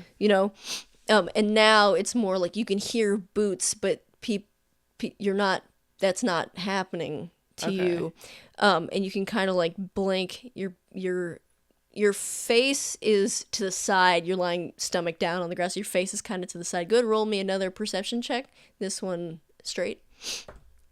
6. You can see that the fire has not stopped. And it continues burning, and it kind of feels like it's burning a bit closer to your current position. Okay. Go ahead, roll me another death save. 17. Dang, girl. What the heck? You get a little bit more, you get a moment to kind of catch your breath as the situation around you seems to be getting less complicated. You do not know how, but there's less kind of overall noise. All you really hear now is the fire crackling and popping, and you don't know how much trees there were to burn, left over. Everything was really burnt away where you were. Yeah. And you can feel now, before all you could do was, all you could feel was pain. And you could feel that you weren't being kind of trampled underfoot. It was dark. And now you can kind of see, as you blink, you come back to yourself a little bit. You can see a little bit more, and you can see around you, not necessarily on top of you, but just surrounding your general area, other bodies lying on the ground. And you sense a sort of nondescriptness about yourself, like kind of kindred spirit type situation. What are you feeling, thinking, doing? Anything at all? I think they're kind of taking this all in, and everything's so like mentally and physically taxing that they're just kind of thinking about how tired they are. I think that's like the overwhelming thought in their head. In that exhaustion, while maybe the life coming back into you is increasing, that has nothing to do with the pure exhaustion that you feel, running, fighting, sweating, all the heat like suffocating you. Yeah. And you lie there in the dirt, twigs and brambles kind of poking at your face. And go ahead and roll me a perception check. 14. See around you, there are leaves kind of fluttering through the air, sort of all around you. And they're tinged with, black, burnt, corners and a tiny little ribbon of bright orange fire where they've been singed, but maybe they were too wet to completely burn away. And they're quite a peculiar shade of purplish, just sort of fluttering around you. And it becomes clear to you all at once. Go ahead and roll me an insight check with advantage. 15. He knows what they are. That's water clary. Leaves of water clary. Fluttering in the breeze. Okay. On fire. Would roll your, hopefully, last death save. Nat 20. Dang, really? Yeah, so I come up with you one. You come back with one freaking hit point? Dang, bro, that's freaking crazy! Holy crap. What were you going to say? I was going to say, that dice that I just rolled, because for the advantage, it was a 14 and nat 1. I'm like, I'm rolling the dice that gave me a nat 1. I don't know if this is a good idea. Dang, that's freaking wild. So, the kind of peculiarness of that being true, that kind of crossing his mind, everything sorts of kind of like congeal around that. And as you kind of like come to look around you, you realize that it's everywhere.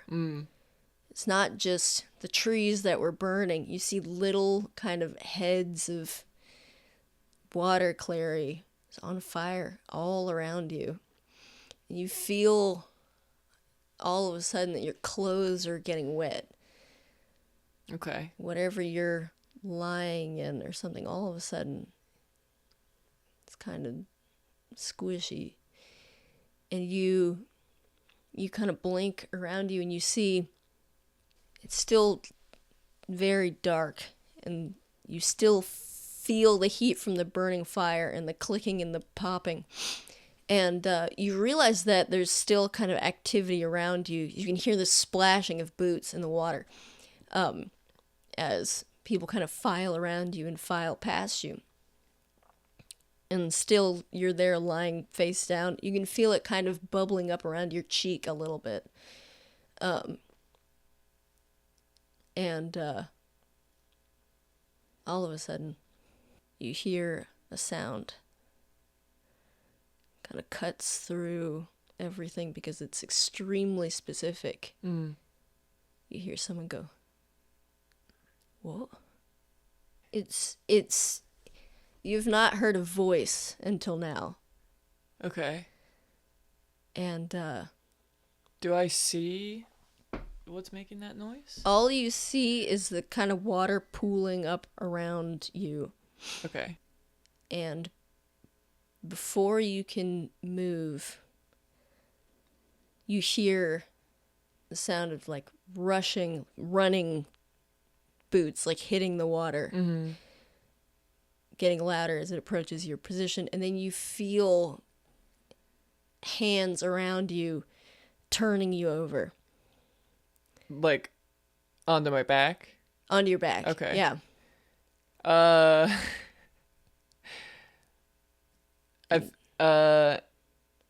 Alright. I guess before I do anything, I'll see who this is. Like, are they... I see that I, on this character sheet, am an Eladrin. What race are they? As they turn you over, you don't just know what race they are. You know exactly who it is. Okay. You feel that there's no sort of gentleness to this movement at all. Feel sort of frenzied, and you're kind of hauled roughly onto your back. the hands of someone who is either doesn't know what they're doing or is who can't get it together. Okay. And as you're turned over, your hazy eyes lock with two ice blue eyes. And you see, before you even can recognize what it is, you hear the voice go, Tavumile.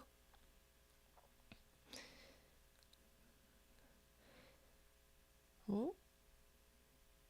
You open your mouth to say something and no words come out. Okay. No. What are you doing here? And you feel that there are, like, hands just all over you, like, adjusting your position, and, like, moving your dress around to see what is wrong. You can feel that the sword kind of cleaved down and like tore at the front of your dress, and that Lucian is moving it around. And even through his gloves, you can feel his ice cold hands. They're colder than normal because he's so frenzied. And he's like moving trying to see what's happened to you. Yeah. You're gonna be all right. You're gonna be okay. And you can feel his hands shaking as he goes into his bag and starts pulling things out. Are you trying to do anything? Yeah, I think that she's trying to say stuff. I think that she's trying to say, like, what's going on? And you can, as you open your mouth, and you don't know if you're saying anything because you don't hear anything at all. And you just see Lucian frantically trying to stop the bleeding that you can see is happening. You can tell, you can feel it happening, that you're just continuing to bleed, but for some reason you're just sort of staring up at him with your mouth. You're like trying to make it move, and it doesn't seem like it will. And he's barely meeting your eyes. Like, he'll look up and glance and then look right back down to the task at hand.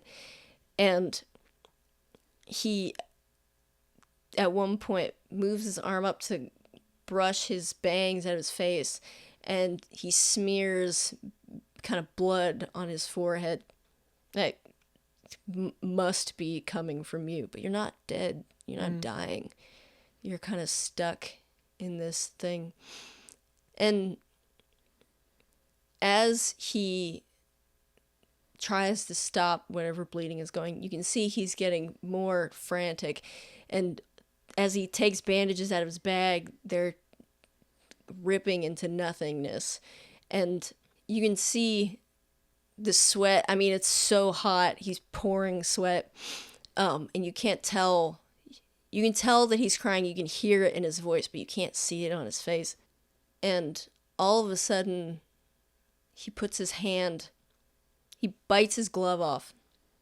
He puts his hand up to your neck, shaking and sweaty and ice cold. And you can see his heart drop. His eyes become kind of glass. They shatter into a million pieces. And he puts his hand on your cheek, puts his hands in your shirt, and starts to shake you. And then all of a sudden, Etheod hears,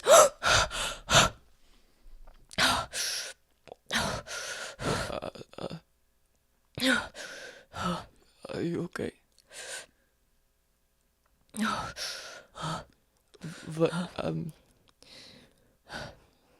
What should I do something? I think Etheod, he was sitting on his bed. He gets up and he walks over to Lucian. What is it, mate? What the fuck do you mean? What is it? Nothing. You give me some air, mate. Okay. He's gonna back up. Just so you know, you Mm-hmm. were asleep. Yeah. So he woke you up. Yeah. Yeah. And then kind of as you get up and you walk over to him, you see he's got the book on his lap still, and had presumably fallen asleep with you. Yeah. And is kind of like sitting up, just, going through it.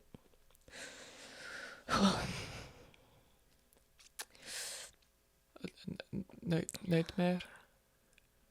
It's all right. Did you have a good sleep? Sure. I mean, I don't know what that means. Are you sure that you're fine? That was, intense. Sorry. It's fine. It's fine. I thought that you were, like, broke something again. I don't know. It's fine.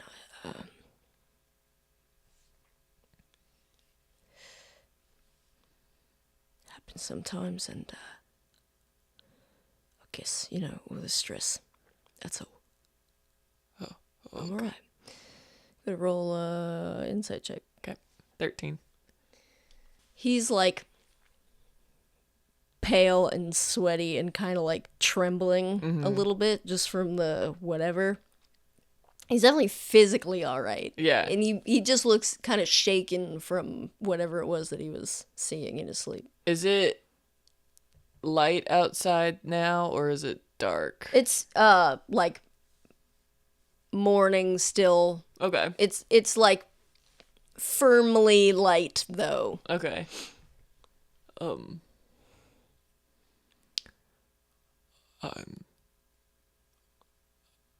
I don't really know what to do in this kind of. There's nothing to do. Okay. Man. It's fine. All right.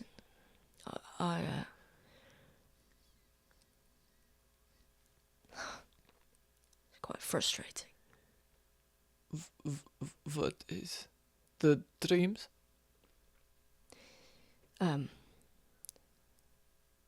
don't want to keep you up at night.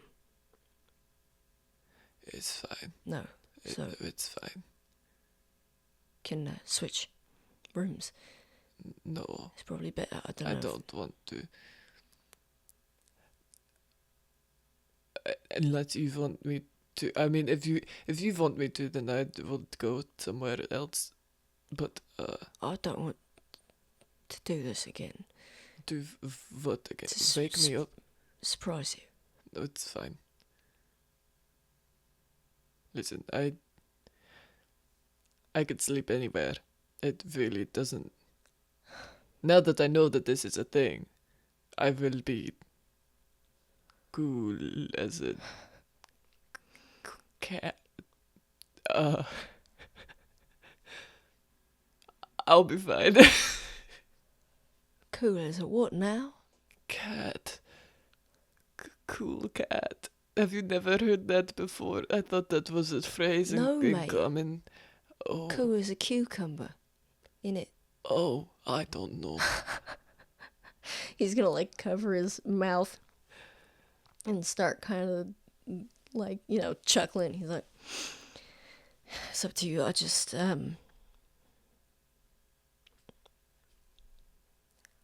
it's fine. It's really fine. It's just, Nightmares. I don't want to startle you. No, it's fine. Apparently, I talk in my fucking sleep, so but you'll get a show, and then I'll get a show, I and then wouldn't we'll. What? I wouldn't know.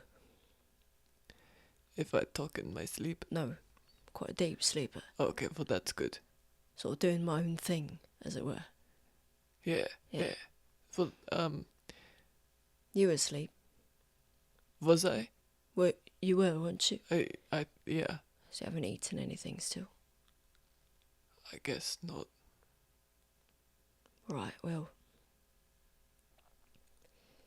Should probably do that. Sooner rather than later.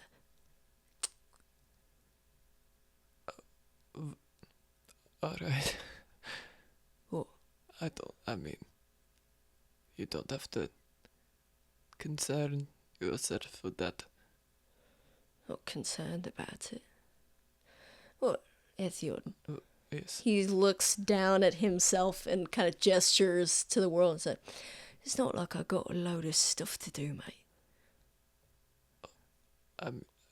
I guess that's true. I already read half of these books.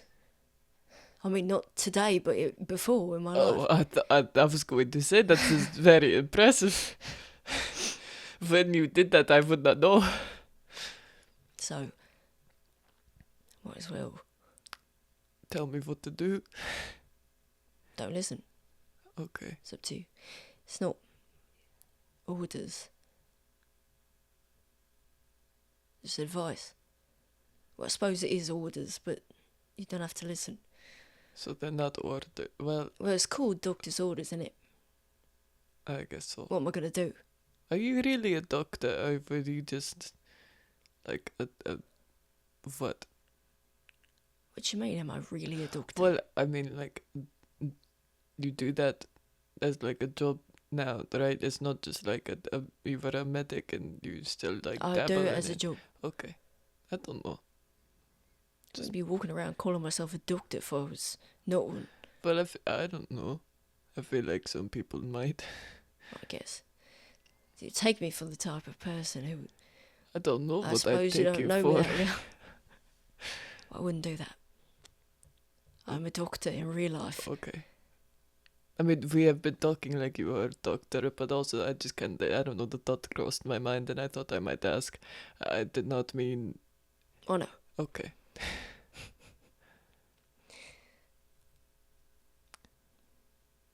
Anyways. Do you like the book? If it's not interesting... If I'm being honest, it was kind of hard to listen. Sorry, No, it was, I'm not used to reading aloud. I've no reason to, and I know my voice is a bit... No, you got maybe hard to understand. You have a nice voice. Oh, I'm going to go eat now. Bye. He turns around and leaves. Lucian, like, raises an eyebrow at you, and kind of nods. Go ahead and roll a disadvantage insight check, Okay. considering the circumstances. Unnatural 20. Wow. I got a 17 and a nat 20. Oh, dang, Every bro. time you give me disadvantage, I roll, like, so good. All right. Well, Lucian kind of, like, chuckles at your flusteredness. Yeah. You kind of, like, look over your shoulder to see, you get up, you look over your shoulder just absentmindedly. And you see him kind of, like, looking kind of down and to the side. And you can see his hand is shaking just a little bit. Okay. You get sort of from that with your unnatural freaking 20 insight check that he's doing that thing where people who don't want to be alone are desperately trying to get alone. Do you know what I mean?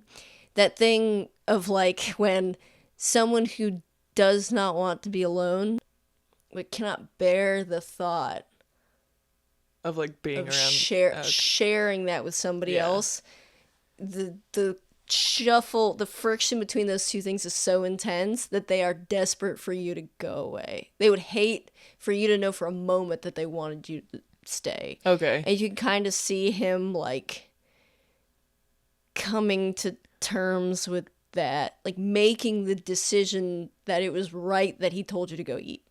Okay. I think that Etheod pauses at the door and he turns around quickly and he says, I'll be back. Yep. And then he closes the door. Okay. I don't think he waits to see his reaction or anything. Okay. He's gonna go downstairs into the kitchen, but he's I think what he's gonna do is stealth into the kitchen. Because he doesn't want. He's gonna make sure that there's no one in the kitchen, and he's gonna sneak in there to get some food for himself without being clocked that he's there. Okay, go ahead, roll a perception check. Okay. 16. As you will roll also stealth. Okay. While we're at it. 24. Dang. Yeah. So you are stealthing down the stairs. You go down the stairs, I mean, you know, freaking orphanage, kids everywhere, all that good stuff. And it's about their breakfast time. So they're probably just downstairs. Like, as you start going down the stairs, you really don't really see or hear any kids or anything. And you're like, okay, well, maybe that's where they're at. They're not, like, up here anymore. But you do hear the sound a little, like, from... It sounds kind of, like, far away of breaking glass. Like, in the house? Yeah. Just okay. Far reasonably from, like, where you are. Okay. I think that he... Where, like, can he clock where in the house it's coming from? Downstairs. Okay, just downstairs. I'll let you roll investigation to see if you can, like, triangulate where it's coming from. Yeah, because he wants to know, is it coming from the kitchen or is it coming from somewhere else? Because it's coming from the kitchen, I think he's like, oh, maybe somebody... A kid broke the glass, 17. You can tell that it's coming from downstairs. It doesn't sound like it's coming from the kitchen, because the kitchen's directly below you. Okay. I think Etheod hears that, determines that it's not coming from the kitchen. He's like... What is this? Because he's like remembering the glass breaking, like the reason why, today. And I mean, he doesn't remember because he wasn't awake, but being told about it. And so I think that he goes in that direction. He like changes his route to go investigate that. Oh, towards the direction of the sound of glass breaking. Okay, so you're going downstairs. You're still, what did you say, 24? Yeah. Okay, cool. So you're going down the stairs, 24. It sounded like it was coming from like one of the like the back kind of like living room area, like where Iffy slept. Okay. So you can walk kind of past the kitchen to get to there. Mm-hmm. So you go downstairs. And as you go downstairs, you maybe would expect to hear the sounds of... I'm rolling this in with your original 16% check. You would expect maybe to hear the sounds of, you know, children being annoying and screaming. Meredith, you know, chiding them type situation. From the kitchen, you don't hear anything. Okay. You could go into the kitchen and see if there's anybody in there. Yeah. Can he pass through the kitchen on the way to where the glass broke? Mm-hmm. Okay. Yeah, he's going to do that. Cool. So you kind of peek your head around the thing to see what's what. You don't see anybody. Okay. It doesn't look like breakfast. You see the beginnings of a breakfast. You see, you know, pots and pans, ingredients out, that sort of thing. You see a table set for 12 kids and one mom. All right. Etheod goes to where the glass is broken. Oh, no. You said you rolled a 24? Yeah. Was it? Oh, there's so many rolls. What the fuck is happening? Okay, so... Holy shit. As you're kind of like up against the wall, like sneaking in the shadows, in through the kitchen. And there's like one or two lamps lit, so it's not super bright. So you're able to kind of like and it's an essential room. It doesn't have like windows. Yeah. So you're able to kind of like sneak around the fringes. And as you walk to where the glass is broken, you hear a voice say, "I don't see him." You hear another voice say, Well, we know he's in here.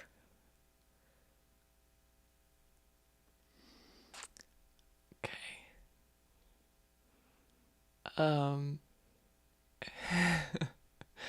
Etheod hears that. He's going to go back upstairs to Lucian. Like, back up to that room. Okay. So Still stealthing. Still stealthing. Yeah. Do I have to roll for that again, or? No. Okay. I'll let you maintain your 24. Cool. Because you got there anyway. So you kind of just how does that look like? You like back up slowly from that. You can't see anybody who said anything. You just hear their voices and you just hear them. I think that Ethiod's full, like, there's no possible way that this is anything but folks looking for folks. Mm-hmm. And I am a folk that is what to be looking for. What a cogent thought from our boy at the end. So you kind of like step back like you're gonna go upstairs. Yeah. And are you like kind of like quickly, or are you kind of just like calmly? I think that he's being, it was with the quickness, but hastening upstairs, but being quiet. Roll a advantage perception check. Okay. Unnatural 20. Dang, girl, what the heck? So as you round the banister to kind of pull yourself, slink up the stairs, like knowing all of the floor panels not to step on, to make a squeaky noise and stuff like that, you hear, I found him.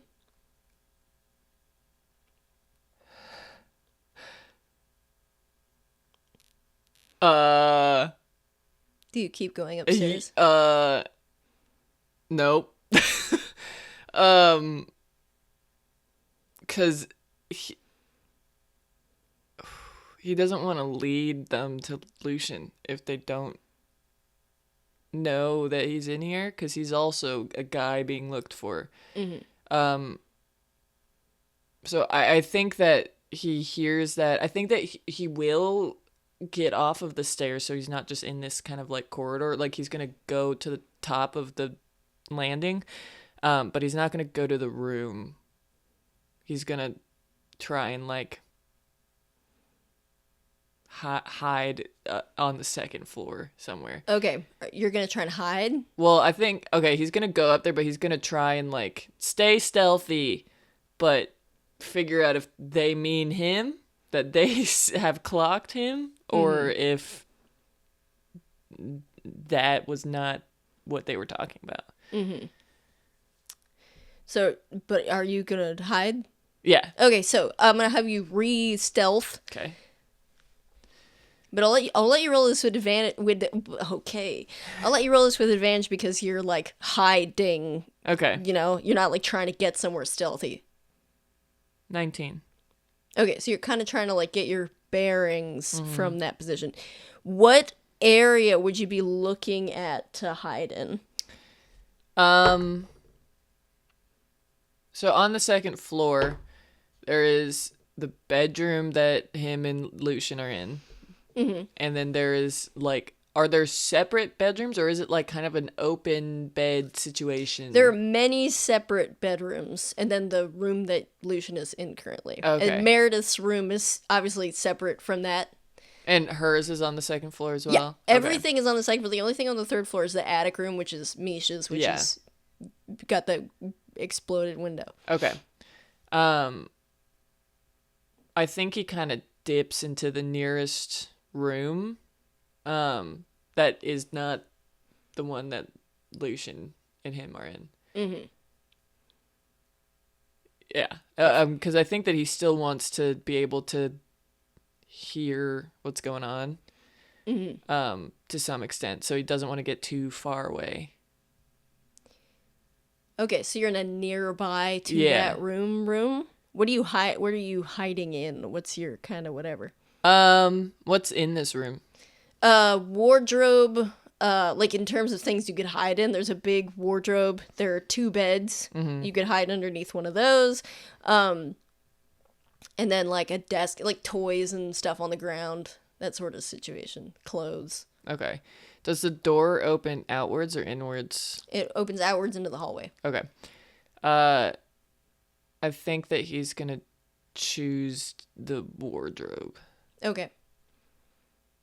Do you shut the door behind you or leave it? It was cracked. I'll leave it cracked. Okay. Well, actually, you know what? Before he hides anywhere in the room, he's gonna stay by the door so that he can listen. And if he hears somebody coming up, he'll hide into the wardrobe. Mm-hmm. Okay, cool.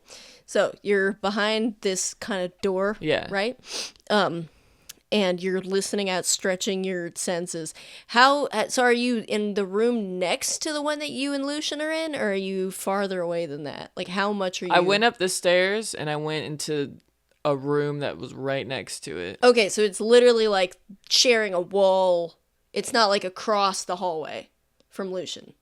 Does that room share a wall with Lucian in yours room? You can pick that. If you wanted to, then that's fine. If not, then... I think it's across the hall. Across the hall? Yeah. Okay, gotcha. So, as you dip into that room and you back up against the door, and is the door shut? Sorry. No, it's okay, cracked. so it's cracked Yeah. still. Roll a advantage perception check. Okay. Nat 20. Dang, bro. Nat 1 and a nat 20. What is going on here? Okay, let me... Etheod's freaking... Hackles are up. Yeah. Yeah, I mean, fair. Jeez, dude. You hear, coming up the stairs, someone say, I saw him go upstairs. And then you hear someone else go, shh. Okay. You don't hear anything, words or anything like that, but your hackles are so up and your senses are so stretched that all you hear is the sound of breathing, and you hear the breaths of 3 individuals climbing the stairs. Okay. He's gonna dip into the wardrobe.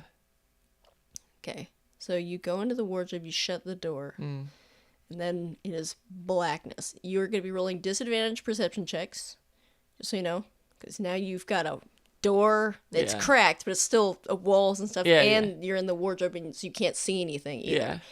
Yeah. Just to keep that in mind. But I will add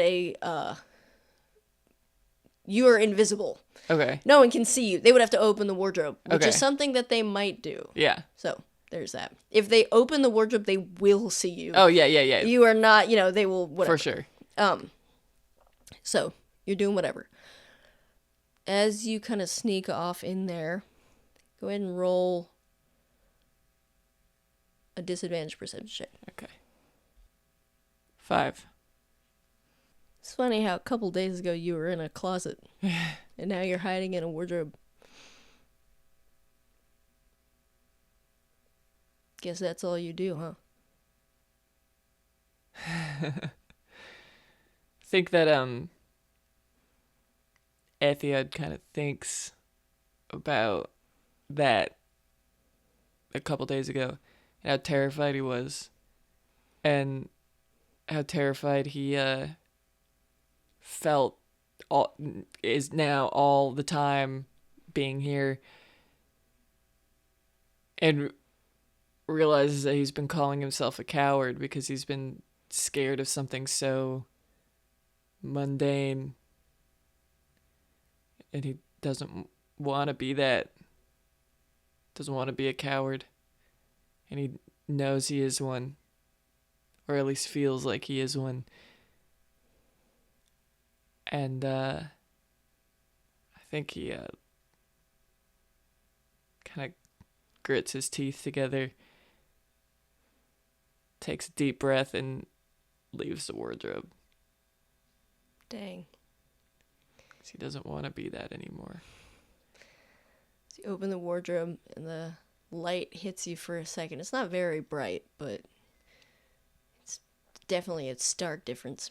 And you step down. Your 19 stealth, nice, quiet foot falls. You're standing in this room. All right. He's gonna go over to the door. He's gonna make a perception check to see if he can clock the position of those 3 people. Are you peeking around it? He's gonna listen first, and then he's gonna... If he doesn't hear anything, then he will look. Cool. As you walk over to the cracked door, you hear the kind of like end of someone turning a doorknob and opening a door. Okay. And then you hear nothing kind of after that. Some of the doors were shut. Okay. So there's that. All right. He's gonna look. Well, here, give me 1 second. So, you said you're going to peek around the corner to see what's going on? Yeah. Oh, no. You peek around the corner. Technically, I should do this.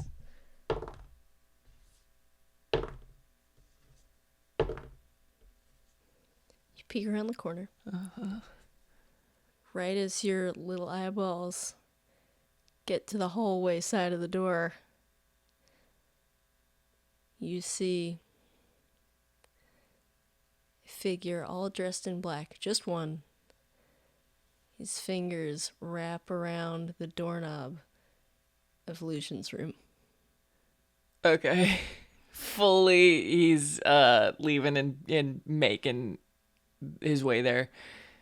He's trying to be fast about it, but also still trying to get the jump on the guy. Okay, so you're gonna... Stealth. But you're gonna attack him. Definitely gonna grapple him. Okay. So At least attempt to. Your intention, I'll say you're 20 feet away, definitely within your movement speed. Uh-huh. So your intention is to be stealthy, run over there, and grapple him. Yeah. Okay. You had a 19 stealth. Actually, you know what? What's that? Can he... He's gonna take one of the toys from the room. Something throwable. Right. He's gonna take it. He's gonna try to distract that guy and pull his attention away from that room. Okay. Instead of doing something that I'm looking at his stats, has a really poor chance of achieving. So I think that he's gonna try to do this stealthily so that it's not like clockable where it came from. Mm-hmm. And he's gonna like throw it down the stairs. Okay, so your intention is to take this heavy thing and throw it back down the stairs. Yeah, and so that it can make like a loud enough noise that somebody's like... Okay, and then you duck back in the room where you were? Yeah. Okay, so you grab some sort of like toy truck, like made out of wood. Yeah. You grab it and you throw it. Go ahead and roll me an advantage sleight of hand. All right. 19. Okay, so you heft this thing up and you toss it down the stairs, and the moment it makes contact, because it kind of bounces off the wall and goes down the stairs, the moment it makes contact with the wall, you are way back in the room. Like, you are already back in the room. Are you trying to hide in the room, or are you just... No, because I think he wants to know what's going on. Like, he's definitely trying to not be seen. But he's like not trying to go back in the wardrobe or anything like that. So you're kind of like pressed up against the wall, crunk style. Yeah. Cool. Okay. And you'll maintain that 19 stealth. I'm not gonna make you re-stealth, even though you're not hiding. I don't screw it. So you hear that? Are you kind of like trying to see out the door? Or because he wants to make sure he wants to see if that guy's attention got pulled away. If you have eye line out the door, they will roll advantage perception against you. But if you can only hear, then they won't roll. Alright, I guess he's gonna listen then. Okay, so you're not gonna be in eye line. Okay, cool. So you throw that, and then I have to roll some things. Yeah. Okay, good. Roll a perception check. 14. You hear the footsteps and the breathing of someone going down the stairs. But to your knowledge, all you hear is one person. Okay. He's gonna peek around. When you peek around, as you move from kind of behind the door, like peeking around it, you hear a doorknob turn. Okay. Is it Lucian's bedroom? So that's where his eyes are going first. Okay, so your eyes go there. When you leave this room, I would say because you're in this hallway with you don't know what, Uh-huh. I'm going to say that you're 19. Mm-hmm. People are going to roll advantage perception against you. Okay. Like as you kind of stick your head in that direction. All right. Cool. So you stick your head around the door, and as you stick your head around the door to see, you're trying to look at the guy, with his hand on the door handle. You stick around your head, you blink, and there's a little purple face directly in front of yours, blinking back at you. I told you went upstairs. Does he recognize this person at all? Roll. This is what I'm going to say. You're going to roll initiative. Okay. And then you can do whatever you want on your turn. Okay. Oh, no. 21. Oh, really? Yeah. Dang. You're going first. Great. Does he recognize this person? Is that going to count as an action? No, I'll throw you a bone. Okay. Good roll history. All right. 17. You do not recognize this person. Okay. What race are they? A human. Okay. You know, like how when you are like, someone's skin is so pale that you can see kind of like the reddish veins underneath it. Like that's what she's got going on. Okay. So it's not like a tiefling, like Blast from the Past type thing. Yeah. Okay. Holy crap, man. So she is in front of him. Did he see anyone at the door where Lucian's room was? Yeah, you can see past her, even though her head's in your face, and you can see that the person has his hand like around like the doorknob. He has pushed it open slightly, but he's turning to look back at you. Okay. The door is open. You don't know if Lucian is clocking what's going on or what the deal is, or if the guy has seen you don't know. Yeah. All right. He is going to step out of the room, kind of back away from her a bit.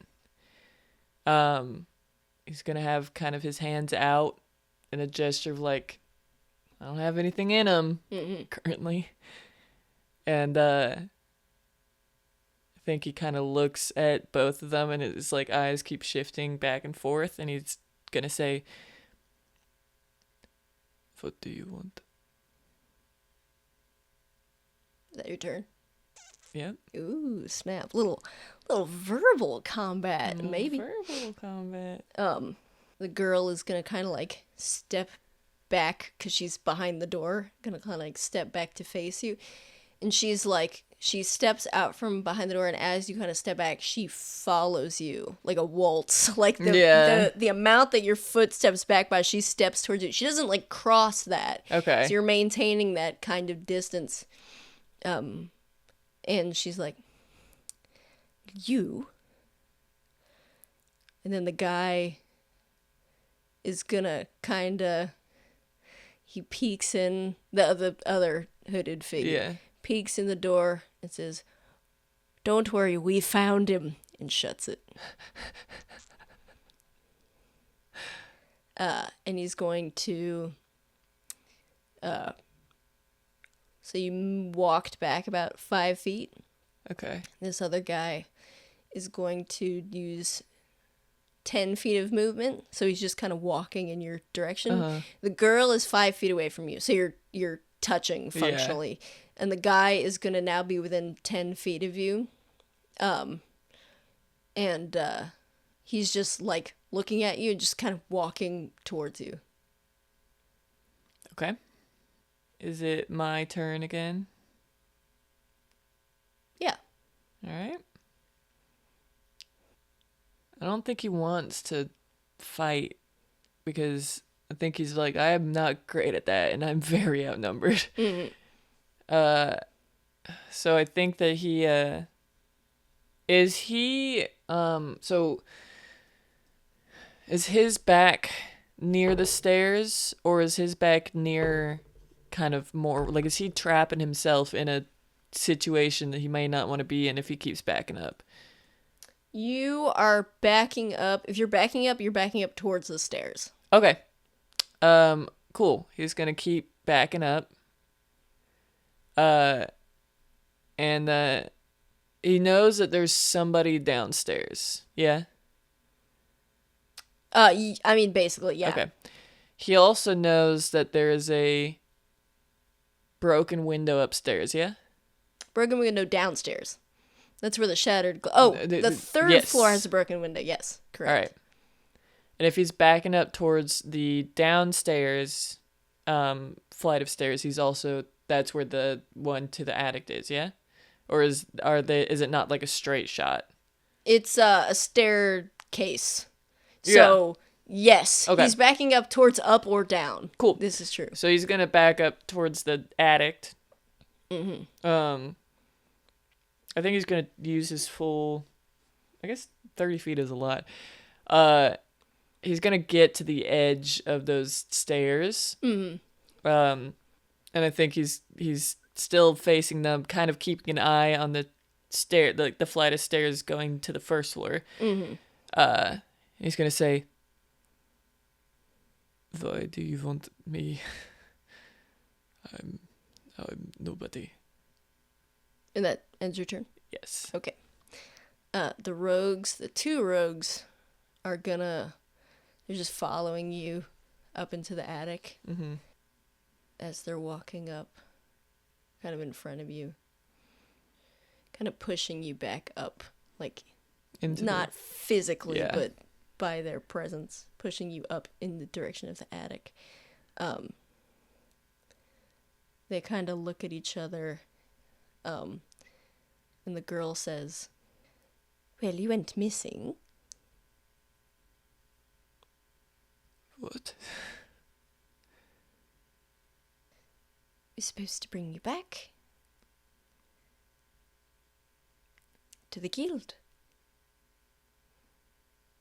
Can Etheod roll insight on that? Yeah, I'll let, since you're having a conversation, just so we're not like, and then you, whatever, I'll let that we'll like kind of pause combat to have this conversation. If you want to continue moving, then it's going to be a turn of combat. But if you want to talk while you're moving, I'll just have it be whatever. And then the moment somebody makes a move, we'll go back into combat. Okay. Yeah. Cool. So you can roll insight. Yeah. 13. Basically, he's trying to parse, like, bring me back to execute me, bring me back to arrest me, like, for what reason? She looks like there's sort of like there's nothing wrong with what she is saying, but you can sense that it's truth through omission, sort of, like she's not giving you all the details. I don't want to go back, so you can leave. Are you still walking up into the attic? Unfortunately, that's not how it works, son. What do you mean? He's going to open his mouth to say something, and you hear the door down the hallway open. Okay. and you don't hear like sounds, but you see like a blue hand kind of on the outside, like grabbing the edge of the door. Okay. Why doesn't it work that way? So you won't come with us? No. You can see, you're kind of like, as you're inching up back the stairs, you can kind of see the floor of the attic room is going to cut off your sight, right? Because you're going up to there. And so there's like a structural components that are going to get in the way of you seeing basically Lucian is the only thing you'd be interested in. And you see him like grabbing onto the door, kind of like pulling himself around the door and like he's trying to figure out what the heck is going on. Like you see him like look wildly. He turns and is like staring at the back of these thieves, and then he looks up and meets your eyes. I think that Etheod kind of makes eye contact with Lucian and smiles a little bit, like a dumb smile of like a I don't know. Are you trying to do that without being noticed? Yeah. Okay. Roll a performance check with advantage. 22. You do it. At least you have no indication that they have noticed that you're communicating with Lucian. No, I'm not. Well, that's unfortunate. You're not allowed to be here. She's gonna like stare into his eyes and smile and say, "Even to catch a monstrous criminal?" What? And the other guy is going to close the distance and grapple you. Alright, he's gonna resist. So that's what, his athletics? Yeah. Come on, baby. Bunch of wimpy rogues. 19. Dang, really? Yep. I got an 18. Oh, snap. Okay. So he reaches out to try and grab you, and he grabs you with all of his wimpy, pathetic rogue strength on your wrist, and you are filled with the terror and rage of like a 16 years of life running from everything. And you're like, you know who's really good at running? Me. Rip your hand out of his grasp. And what do you like that was his action, and that was those actions, and that'll end their turn. Okay, so it's my turn. Lucian technically is going to go next, so he's gonna watch this happen. And when he sees that happen, he's going to say, "Etheod!" What? He just, like, yells it, like, to get, presumably, the attention of the thieves. Does it get their attention? Because that's going to... That'll... oh, my God. What am I trying to say? What impact your things...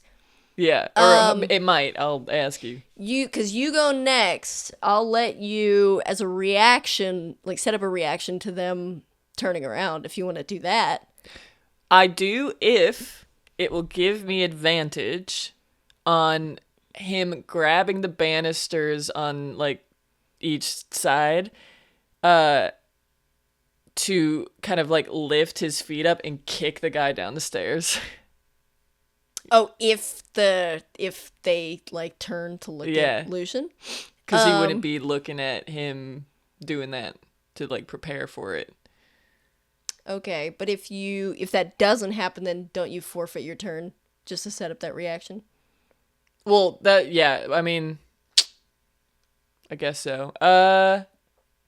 You know what? I'll just do it right now. I don't need advantage. Maybe I do. Maybe I'll eat my words. He's gonna basically just like fully like donkey kick that guy down the move stairs. To kick him down the stairs. Yeah, just the one guy. We'll say this. I'll make you roll to hit, and then it will be unarmed combat is what plus your strength mod or something. Yeah. I'll do that, but the higher I'll let you roll a d20. Okay. And I'll let you roll. Okay, let me think about this. I'll let you roll to hit, and then I'm gonna have you roll a d20 flat. And whatever you roll, that d20 will be the damage modifier. So I'll make you roll like a 4-sided die, and if you roll 20, then you can add. What would you add? I wouldn't want it just to be double 4s. I'll let it be. I'll let it be still a d4 with a +4. That'll be the damage. But if you roll high enough, if you roll like a 10 on that, you hit the guy. You knock him down the stairs. If you get a 15, you hit him into her and knock her down the stairs too. So they're both at the bottom of the stairs. And if you get like anything above 15, they're both prone. Okay, cool.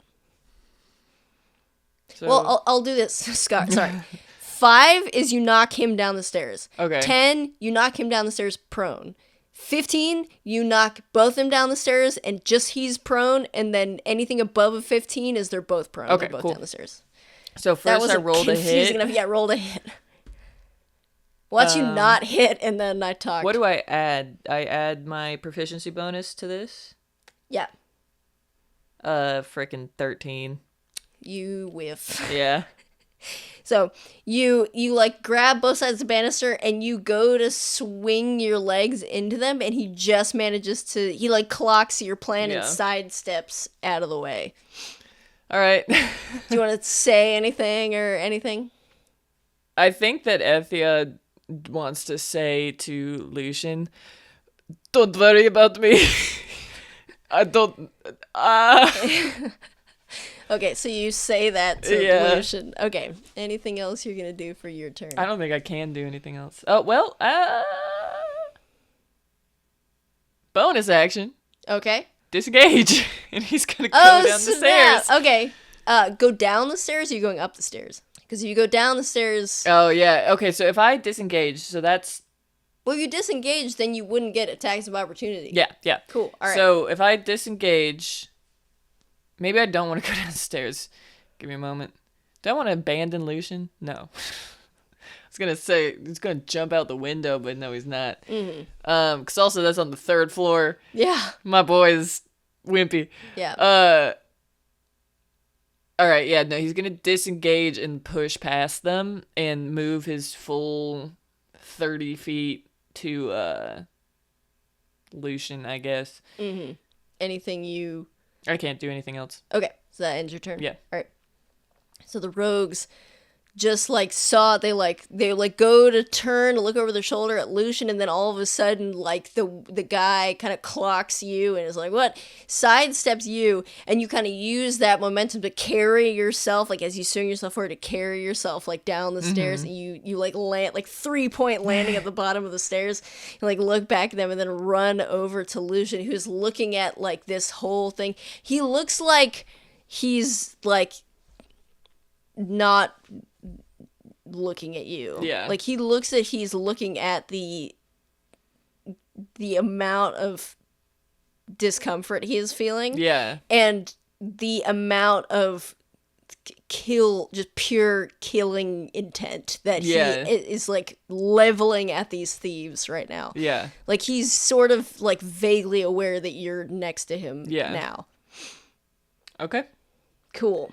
So as you do that, the rogues are gonna both on the stairs. They're both gonna kind of turn and look at you guys. And I'm next to Lucian now. I was able to make it like 30 feet. Yeah, you're fully you're standing next to Lucian. Are you gonna do anything just before the rogues go, like to him? Can I interact with object and kind of, if you would allow me to do, I don't know if this would be an action, but to push him back into the room so that the door is shut behind us?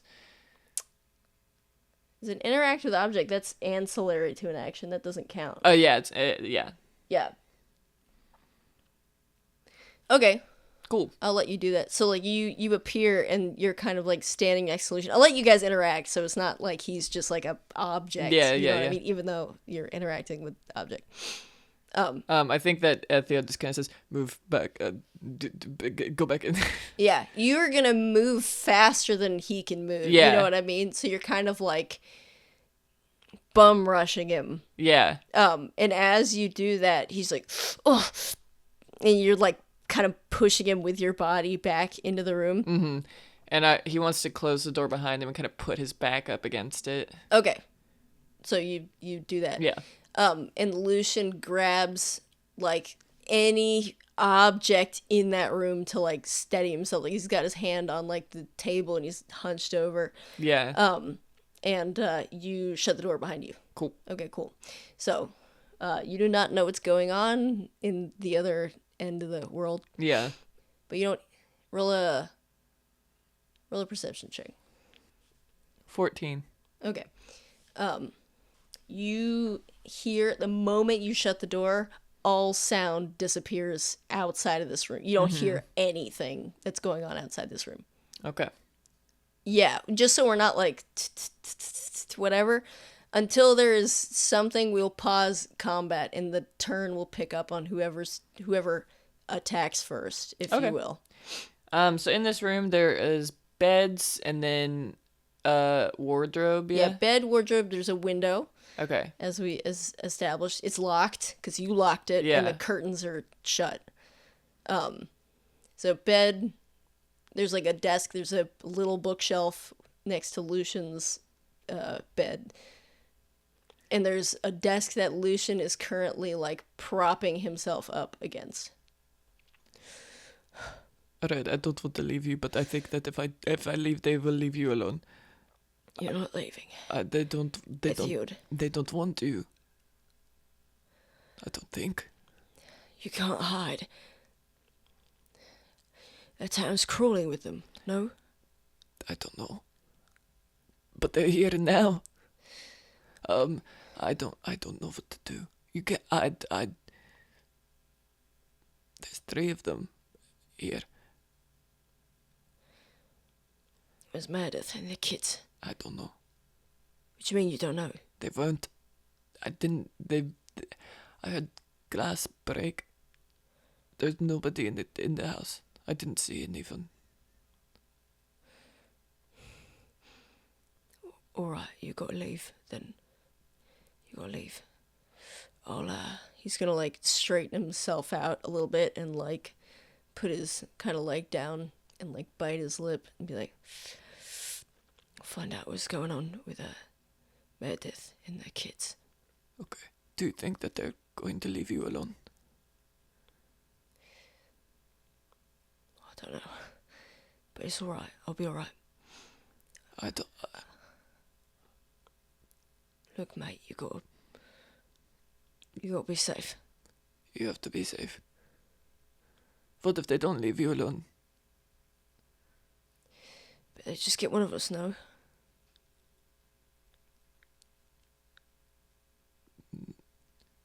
No, I'm not. Okay, no, I'm not leaving.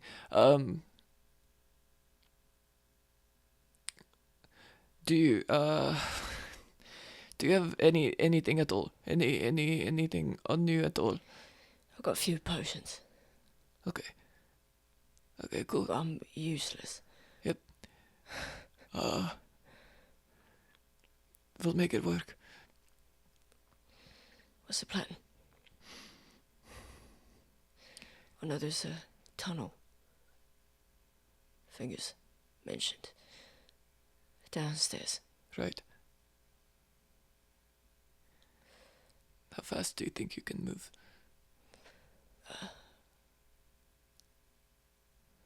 15 feet assisted. Alright.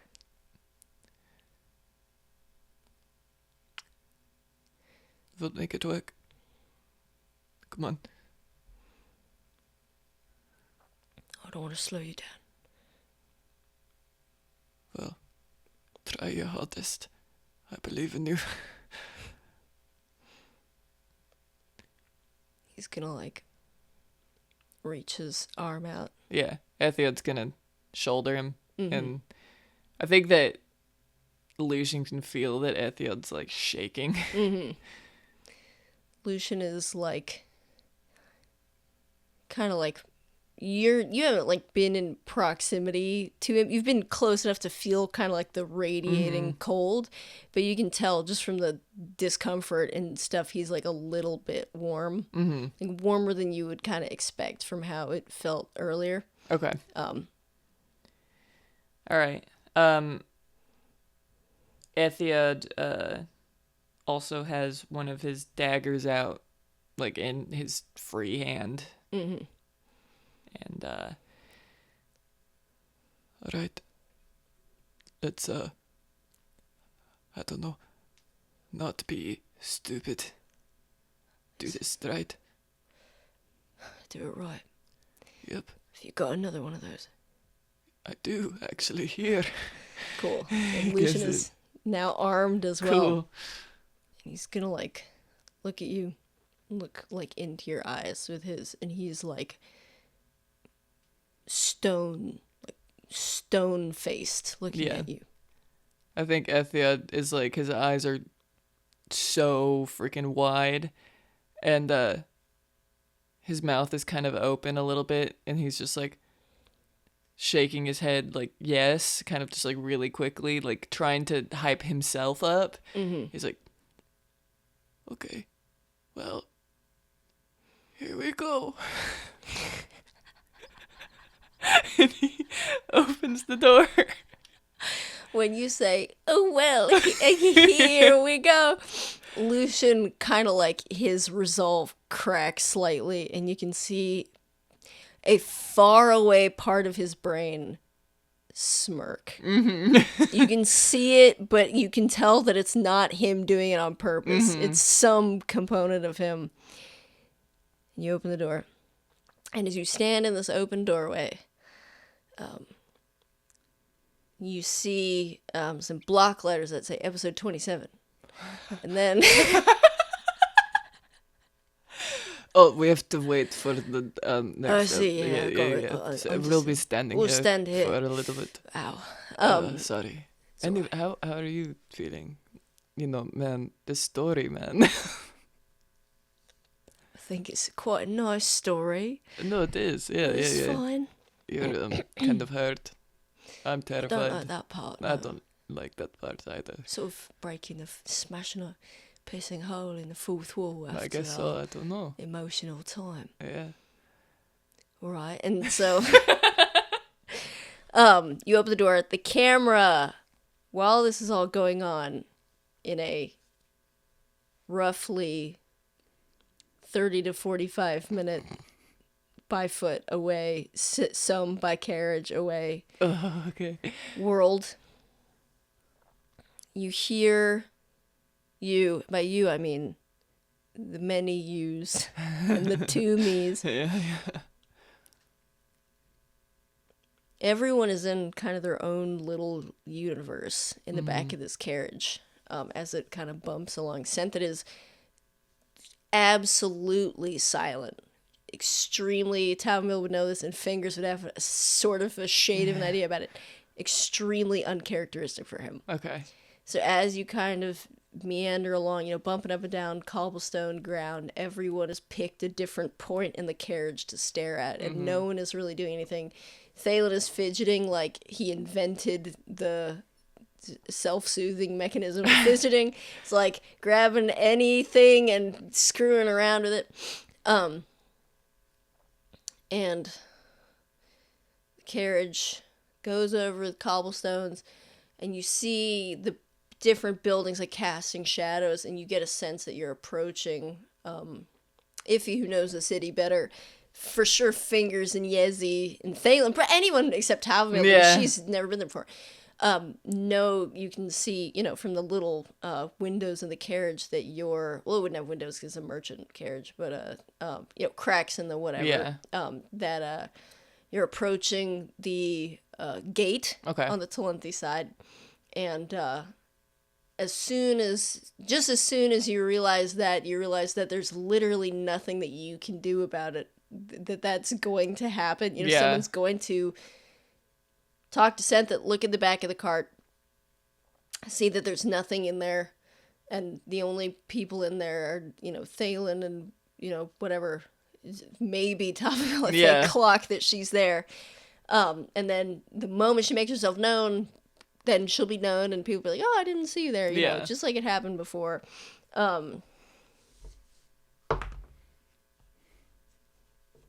You approach this checkpoint, and everyone hears that exact conversation kind of play out with Senthet and one of the guards. And you see all of a sudden the back door to the carriage open, and someone kind of like stick their nose inside, looking around, whatever. And they see Thalen, and Thalen smiles extremely brightly and kind of nods his head. And then you see there are two guards. They both turn their head and they look at Tavumile. She like does a little tiny wave. And you hear like mumble, whatever. And they walk back up to the front, and you being everybody, hear one of the guards say, "You said it was just a lad back there." "Oh, yes, well, I forgot. A lad and a lass. Sorry, you know, it's so early in the morning." And they kind of, there's like a kind of more quiet conversation. And you keep, after a little more negotiation, whatever, you keep rolling in the direction. You can hear the conversation. You can hear Senthet's half of the conversation. You can't really hear the guards' half of the conversation, anybody in the carriage. And it seems relatively innocuous, the whole thing.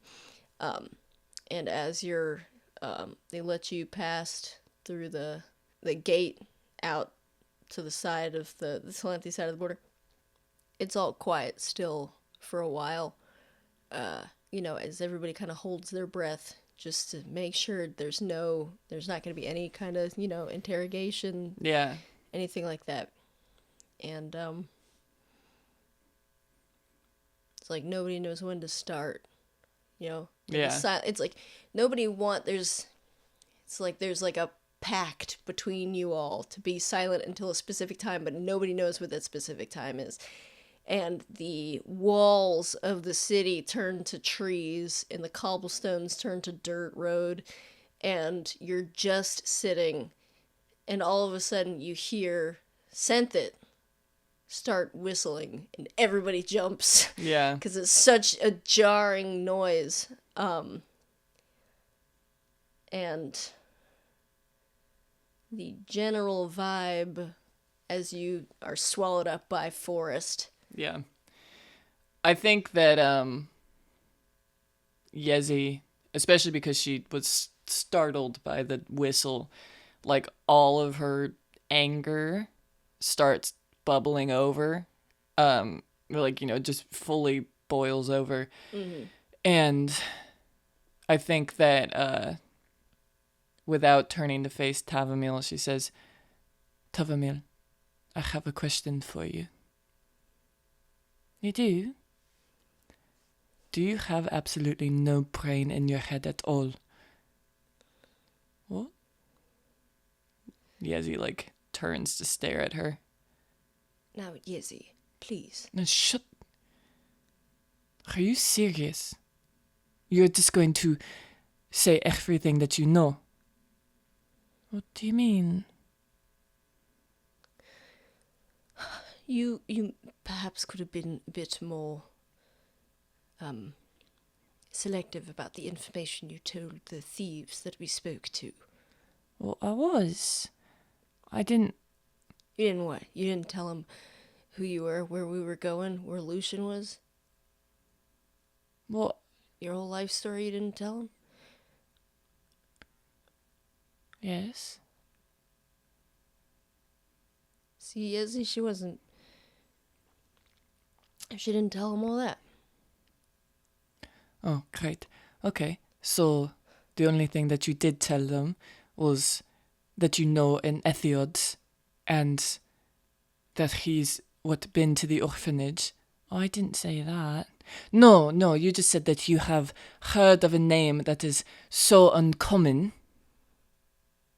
that it would be impossible for you to know him otherwise. Oh, and that you also know a fingers. Yezi. Well, I didn't want to lie, because I don't like lying. And so they were asking questions, and I didn't want to. Well, then why don't you just be quiet then? All right, lay off. Both of you. What are you going to give your 2 cents again? Yeah, I am actually. Gonna do something about it. I think that Yezi kind of just like grinds her teeth a little bit, staring at Ifferson. Listen. What are we here for? None of us got any part of being at the palace. None of y'all need to meet with the king. We're here because this girl right here ain't got no experience doing nothing like this. And at least we can give her a little bit of help. So we ain't gonna just blame somebody for doing something that they don't know nothing about. It's not a singular problem. You know, if she's doing something that's messing up this plan, then we ain't doing our jobs correctly. We're meant to be here so that we can help her through this. Y'all got your own problems to deal with that has nothing to do with whatever she's wrapped up in, and y'all chose to be here. And now you're acting like you were forced into something. Like, you're acting like you didn't expect this to happen. If I'm remembering correctly, we had an extensive conversation about her not saying stuff and us making sure that she wasn't seen. Apparently, we did a piss poor job of that because all those guards saw her. All those thieves saw her till the folks that weren't supposed to see her did. So we ain't doing a good job. So I think it's a collective blame. All right, fine. It was done is done. Yeah. Okay? I agree. I think we all agree. I don't know. Most of us agree. Let's just look forward. I think first order of business is to make sure it doesn't happen again. Yeah, well, I think she's already learned from that. Do you think so? I want to make sure. I'm sorry, I didn't.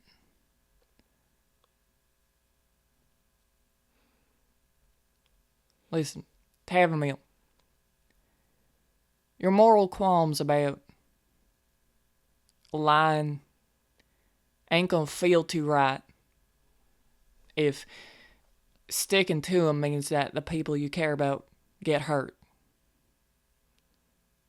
Sometimes you're gonna have to do stuff that makes you uncomfortable in a situation you've never been in. Alright. I didn't know. I know that you didn't know. Right? I ain't mad at you. Listen, you got us this carriage. You did a great job at that.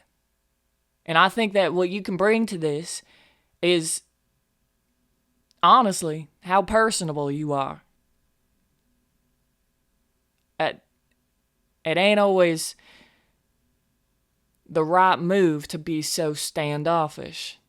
If he kind of glances at Yezi. Now, if we gonna keep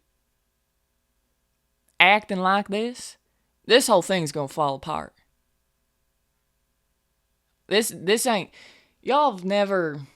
Now, you can correct me if I'm wrong, but I don't think that any of y'all have ever had the experience of being forced together. Well, I guess we weren't forced together, but being put together for a common cause. But all of us are wildly different, and all of us are here for wildly different reasons. And the fact that this could very well be life or death, seems like.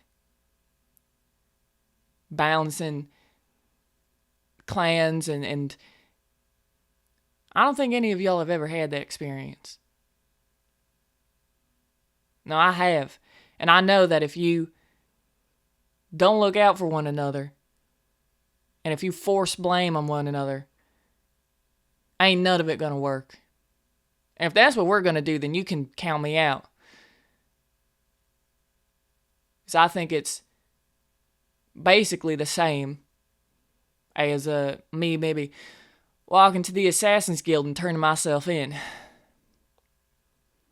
I thought that what I was bringing to this was just my limited medical whatever nonsense. But I think what I'm bringing to this really is a sense of leadership that y'all don't seem to have.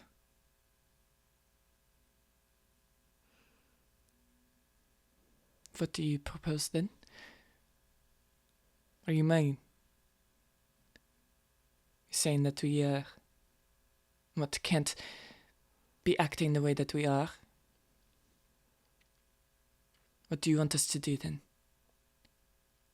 Well, first I want you to stop acting like children. Okay. What?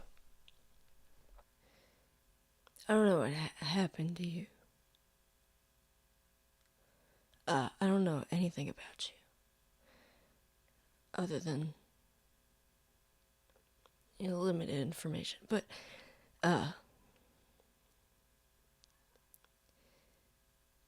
you know what it's like to be, lose a family.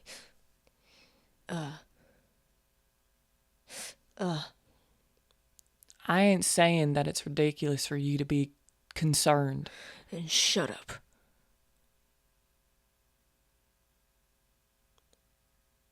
Tired of listening to your opinions. Oh, are you? I said we need to look forward. I said that we gotta make sure it doesn't happen again. It doesn't seem like it's gonna.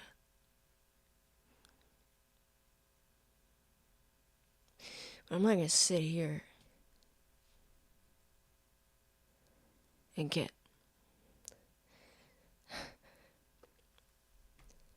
punished for being a little worried about my family. I ain't punishing you. I'm telling you how it is. And what I think that we need to do is play into our strengths. I'm happy to do that. Great. And I think what we also need to do is start getting along. Easy before. Don't gotta be that hard now. So whatever this is, you gotta find something else to direct it at, both of y'all. She kind of looks at both Yezi and Fingers. Because directing it at the people who are helping you, you're gonna tear this whole thing apart. Helping me?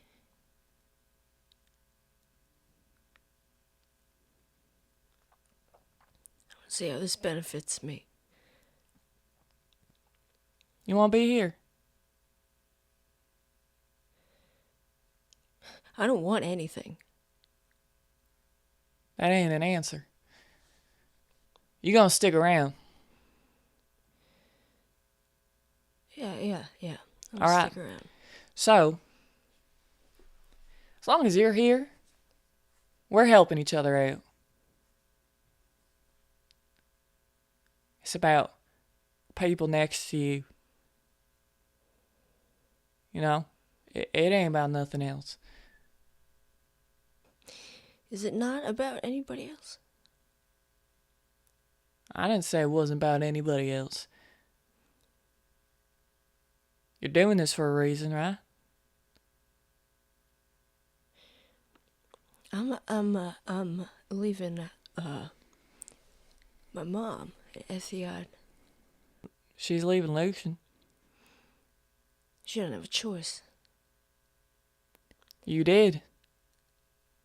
You gotta live up to it now.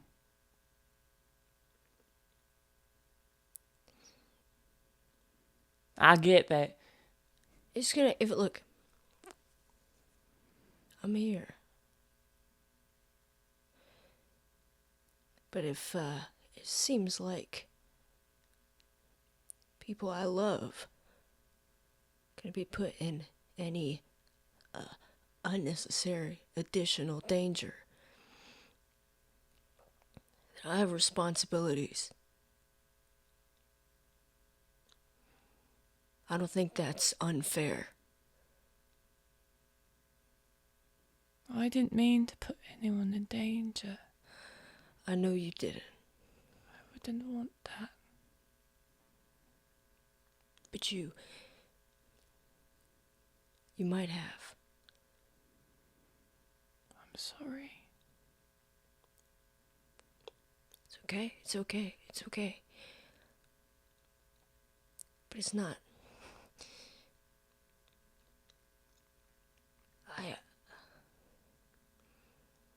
I know that you want to do the right thing, and you want to,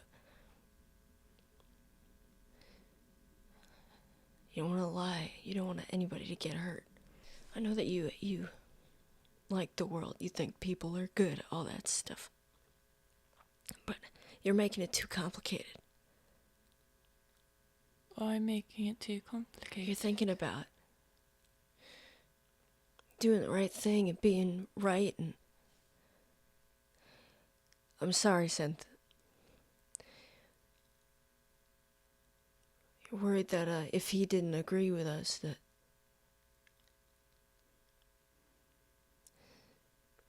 we'd knock him out, steal his carriage.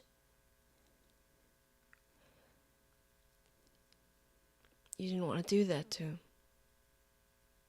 No. Because... Darling, if I'd have said no, I'd wish you would have. You need it more than I do. But... If I do that stuff, doesn't that mean that I'm kind of just like the people who took my mum? Hurting others so that I get what I want. I don't think you are. First of all, you wouldn't have hurt those thieves if you lied to them. I did lie. If you had withheld the fact that you knew who Etheod was, would it have hurt them? No.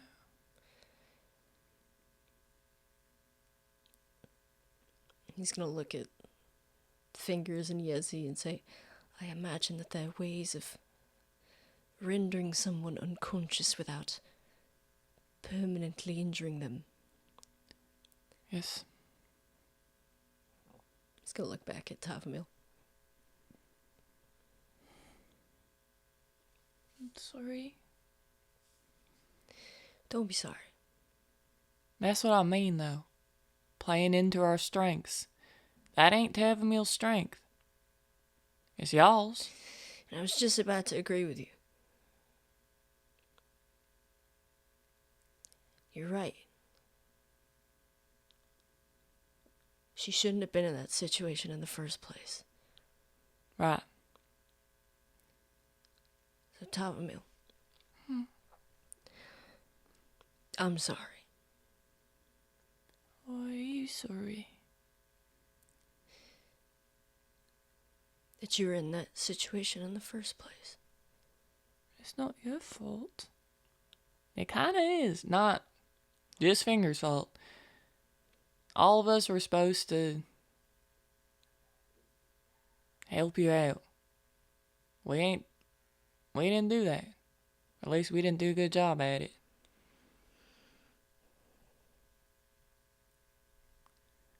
I was holding onto your hand and I did not. I don't know. I guess you are right with that.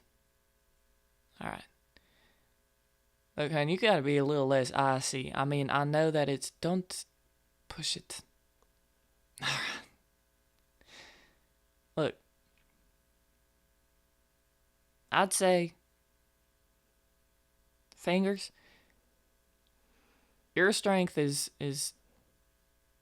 snaking and coming up with lies that make sense.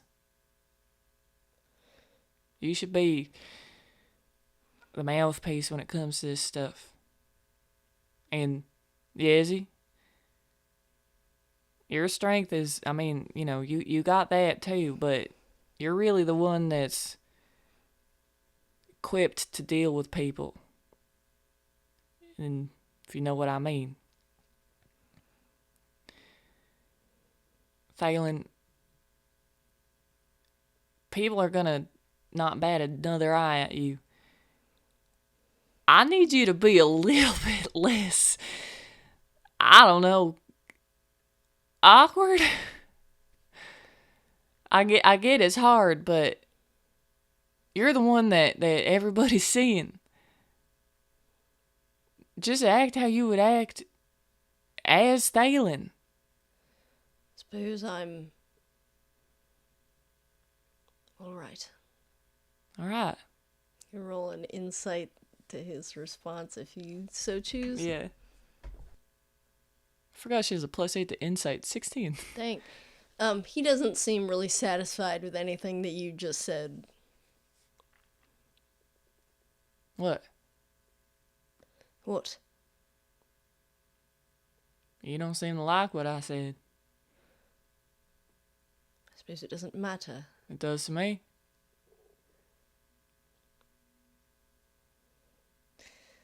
I mean, suppose Tavumile is the only one who gets by for having never done anything like this before. No, she doesn't. Right. Did you not hear me chastise her? I know you've never done this before either. I'm giving you a pointer on how to, do it a bit more, with a bit more ease. Alright, sorry, I don't know. Sort of feel, I guess, unequal to the task is all. Sort of didn't really realize how unequal I felt until I was in the thick of it. Yeah. But I guess it's do or die. I think that's how it always is, You ain't gonna know how it's gonna be or how you're gonna be able to handle the situation till you're in it. And if you don't look at it objectively afterwards, you ain't gonna learn nothing from it.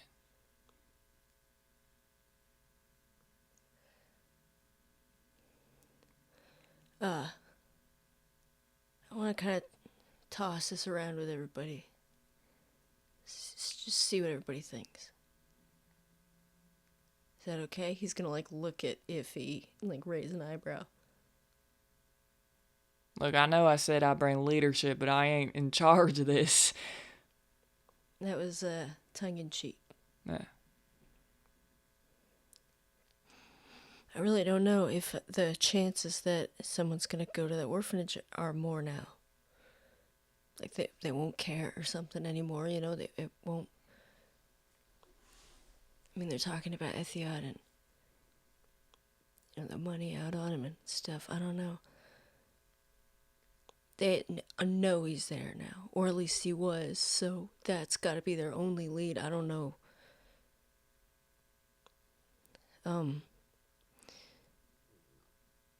Who's there to protect him? Not only that, but I don't know how much you guys care about my mom. I care about your mum. Right. Or the kids. But Lucian's there too. Yeah.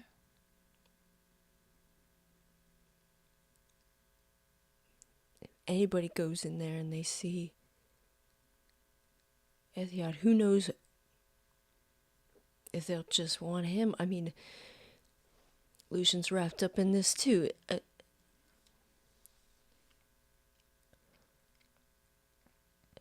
And, I mean, maybe if he was in his, you know, fighting form, he could protect Etheod. Etheod can't protect him, that's for sure. What if I just go by myself? No, that's not what I mean. I mean... But I could do it. Only I don't think you can. I could. I've done it before. And I have the things that I need and the map. And, I mean, even maybe Senthic could still take me. And then you guys go back and make sure that everything's fine. I'm going with you, certainly. Unless you won't have me. If you want to come, you can. I'm not saying that I don't want to come. I'm just trying to think of what to do about that. Anybody has any bright ideas? Or if they think maybe just one of us should go back. Just for a little insurance. I mean, I know we're... Which one of us?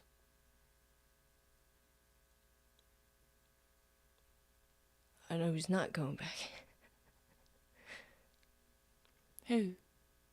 Look over his shoulder at Yezi. What are you talking about?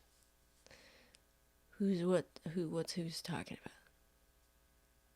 Look, I have no interest in this if you're not here, so... He's gonna, like, sit all the way up and kind of turn to face you and raise an eyebrow and say, "You wouldn't protect my mom?" Of course I would. Not Lucian and Etheod? Of course I would. So why don't I go back? No, what? No, that's not what I mean. No, makes the most sense. No. But if you have fighting experience, yes. Yeah, I do. Alright. I go back. No. I make sure that everything is fine. No, that's not what I mean. I was just saying that. I know that's not what you mean. But that is what I mean. You, Iffy, Tavumile, and Thalen, stay here. No. Tell me why not. It makes the most sense.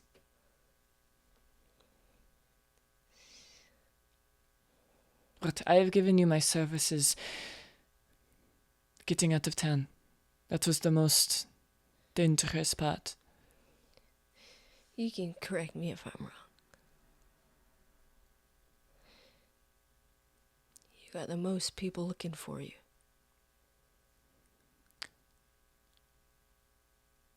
Alright. So you're not going back. I figure probably y'all don't want me to go back. No. I don't think that makes any sense. I mean, I mean, I know Lucian's out of commission, but at least he can maybe heal somebody. You are not going back. Why not?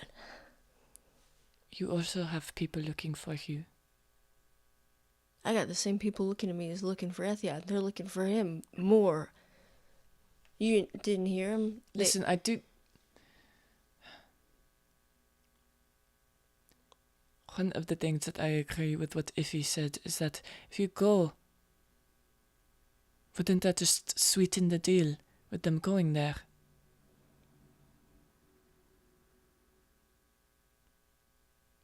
Yeah, over my dead body it'll sweeten the deal.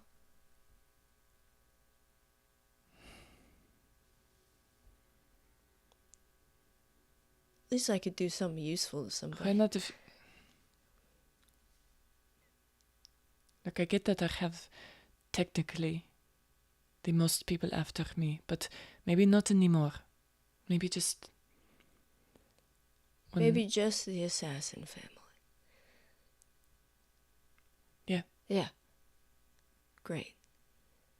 So, it's settled.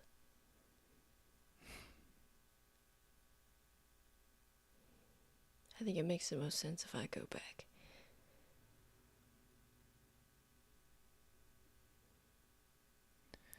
What I'm trying to ascertain is if we think that that's necessary. I have no clue. Does Etheod know how to do anything?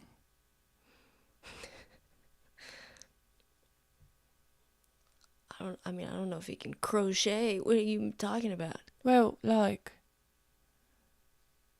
I don't know. If he said play into our strengths, so what is his strengths?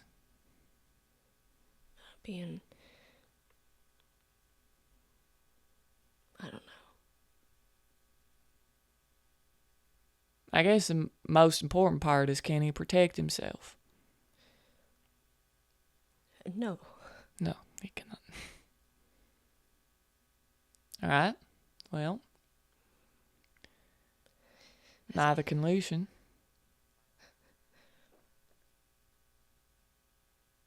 Maybe. Does that... Tavumile, do you want somebody to go back to make sure that he's alright? No, it's... Maybe we don't go to the king at all. And,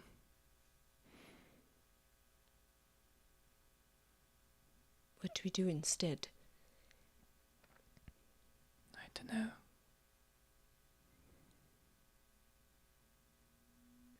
I guess it might be a good idea if somebody goes back. I'm sorry. It's quite alright. It's my fault. It's really not. I just don't want... I don't want to be thinking it and not say it and have it happen. I don't want...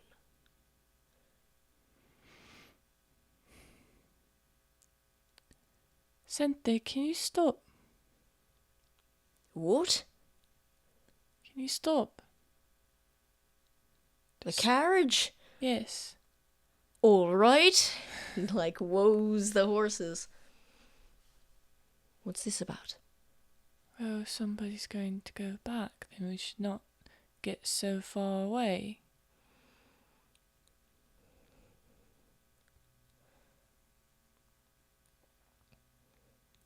I'll go. Meest, The safest place for you is anywhere that isn't town. I'll be coming back regardless. You know, maybe things would have cooled down a little bit, you know? I mean, you realize you're not there, they stop looking. The clan passes it by, you know, tosses the place, doesn't find you.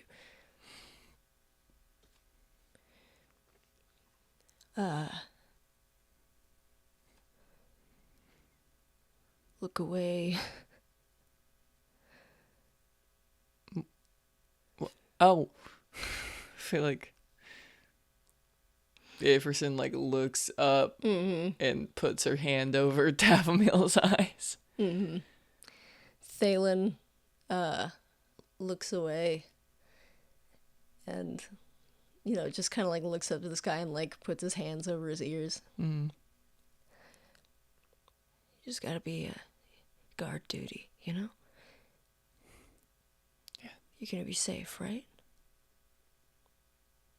Are you gonna be safe? Everybody's gonna be safe. Okay. He's gonna like put his hand on the side of your face and pull your head into his forehead. He just starts like nuzzling you, kind of desperately. He's like, you're gonna be okay. You're gonna be okay. And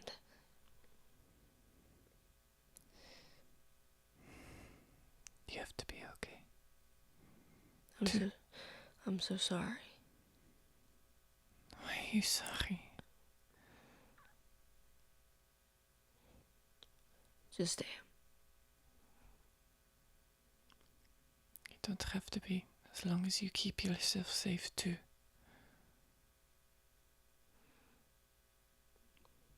He's gonna hold out a pinky. She's gonna wrap her pinky around it. You can't break this. Neither can you.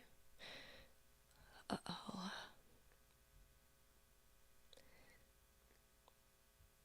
see you soon. Just gonna nod her head, and before she breaks his pinky away, she's gonna grab his chin and pull him in for a deep kiss. He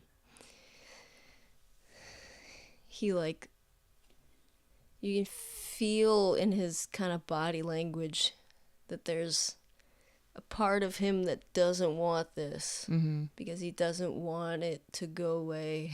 Yeah. He doesn't want to feel it one last time. He doesn't want to be left with the memory of it. And now he's forced to pay attention to it. Like desperation, that quality. But on the other hand, he wants it so badly. He wants to make sure everybody's okay. But he desperately doesn't want to leave you. And you can kind of feel that happening. So it's not as involved and passionate from his side. It's very kind of conflicted. And he pulls away from you.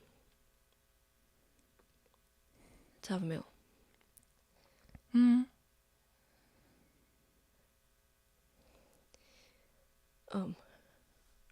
I promise you, nothing's gonna happen to Lucian. Alright. I believe you. Good. I promise you that I'm gonna do a better job. I believe you. Good. She kind of gives him a smile. He's gonna look over his shoulder to look at Yezi again, just do checkpoint kind of nod at Thalen and Iffy. Sense it gives him a nod. He's like, all right, see you guys soon. All right. Okay. He opens the door to the carriage and disappears into the forest. And that's where we're going to end this episode of Nat 2. Oh, snap, brother. Good Lord. Didn't think that was going to happen. Yeah. I thought that you guys were gonna, like, throw everything at stopping him from leaving. Listen, I mean, Ifferson's all about choices. Listen, whether or not, the traveling party might be a good idea. Yeah, I mean, Crazy. fully, Yezi was like, no, that's not gonna happen, and then she's like, I can't convince him otherwise. And also, yeah, he's right. If I go back, that could be horrible.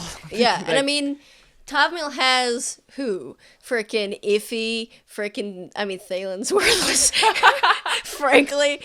And Yezi's like a bruiser, you know? Yeah. And they're in a carriage. Like, they're pretty, whatever. Set. Yeah. And I think too, like, they get to the palace, and then what are they needed for?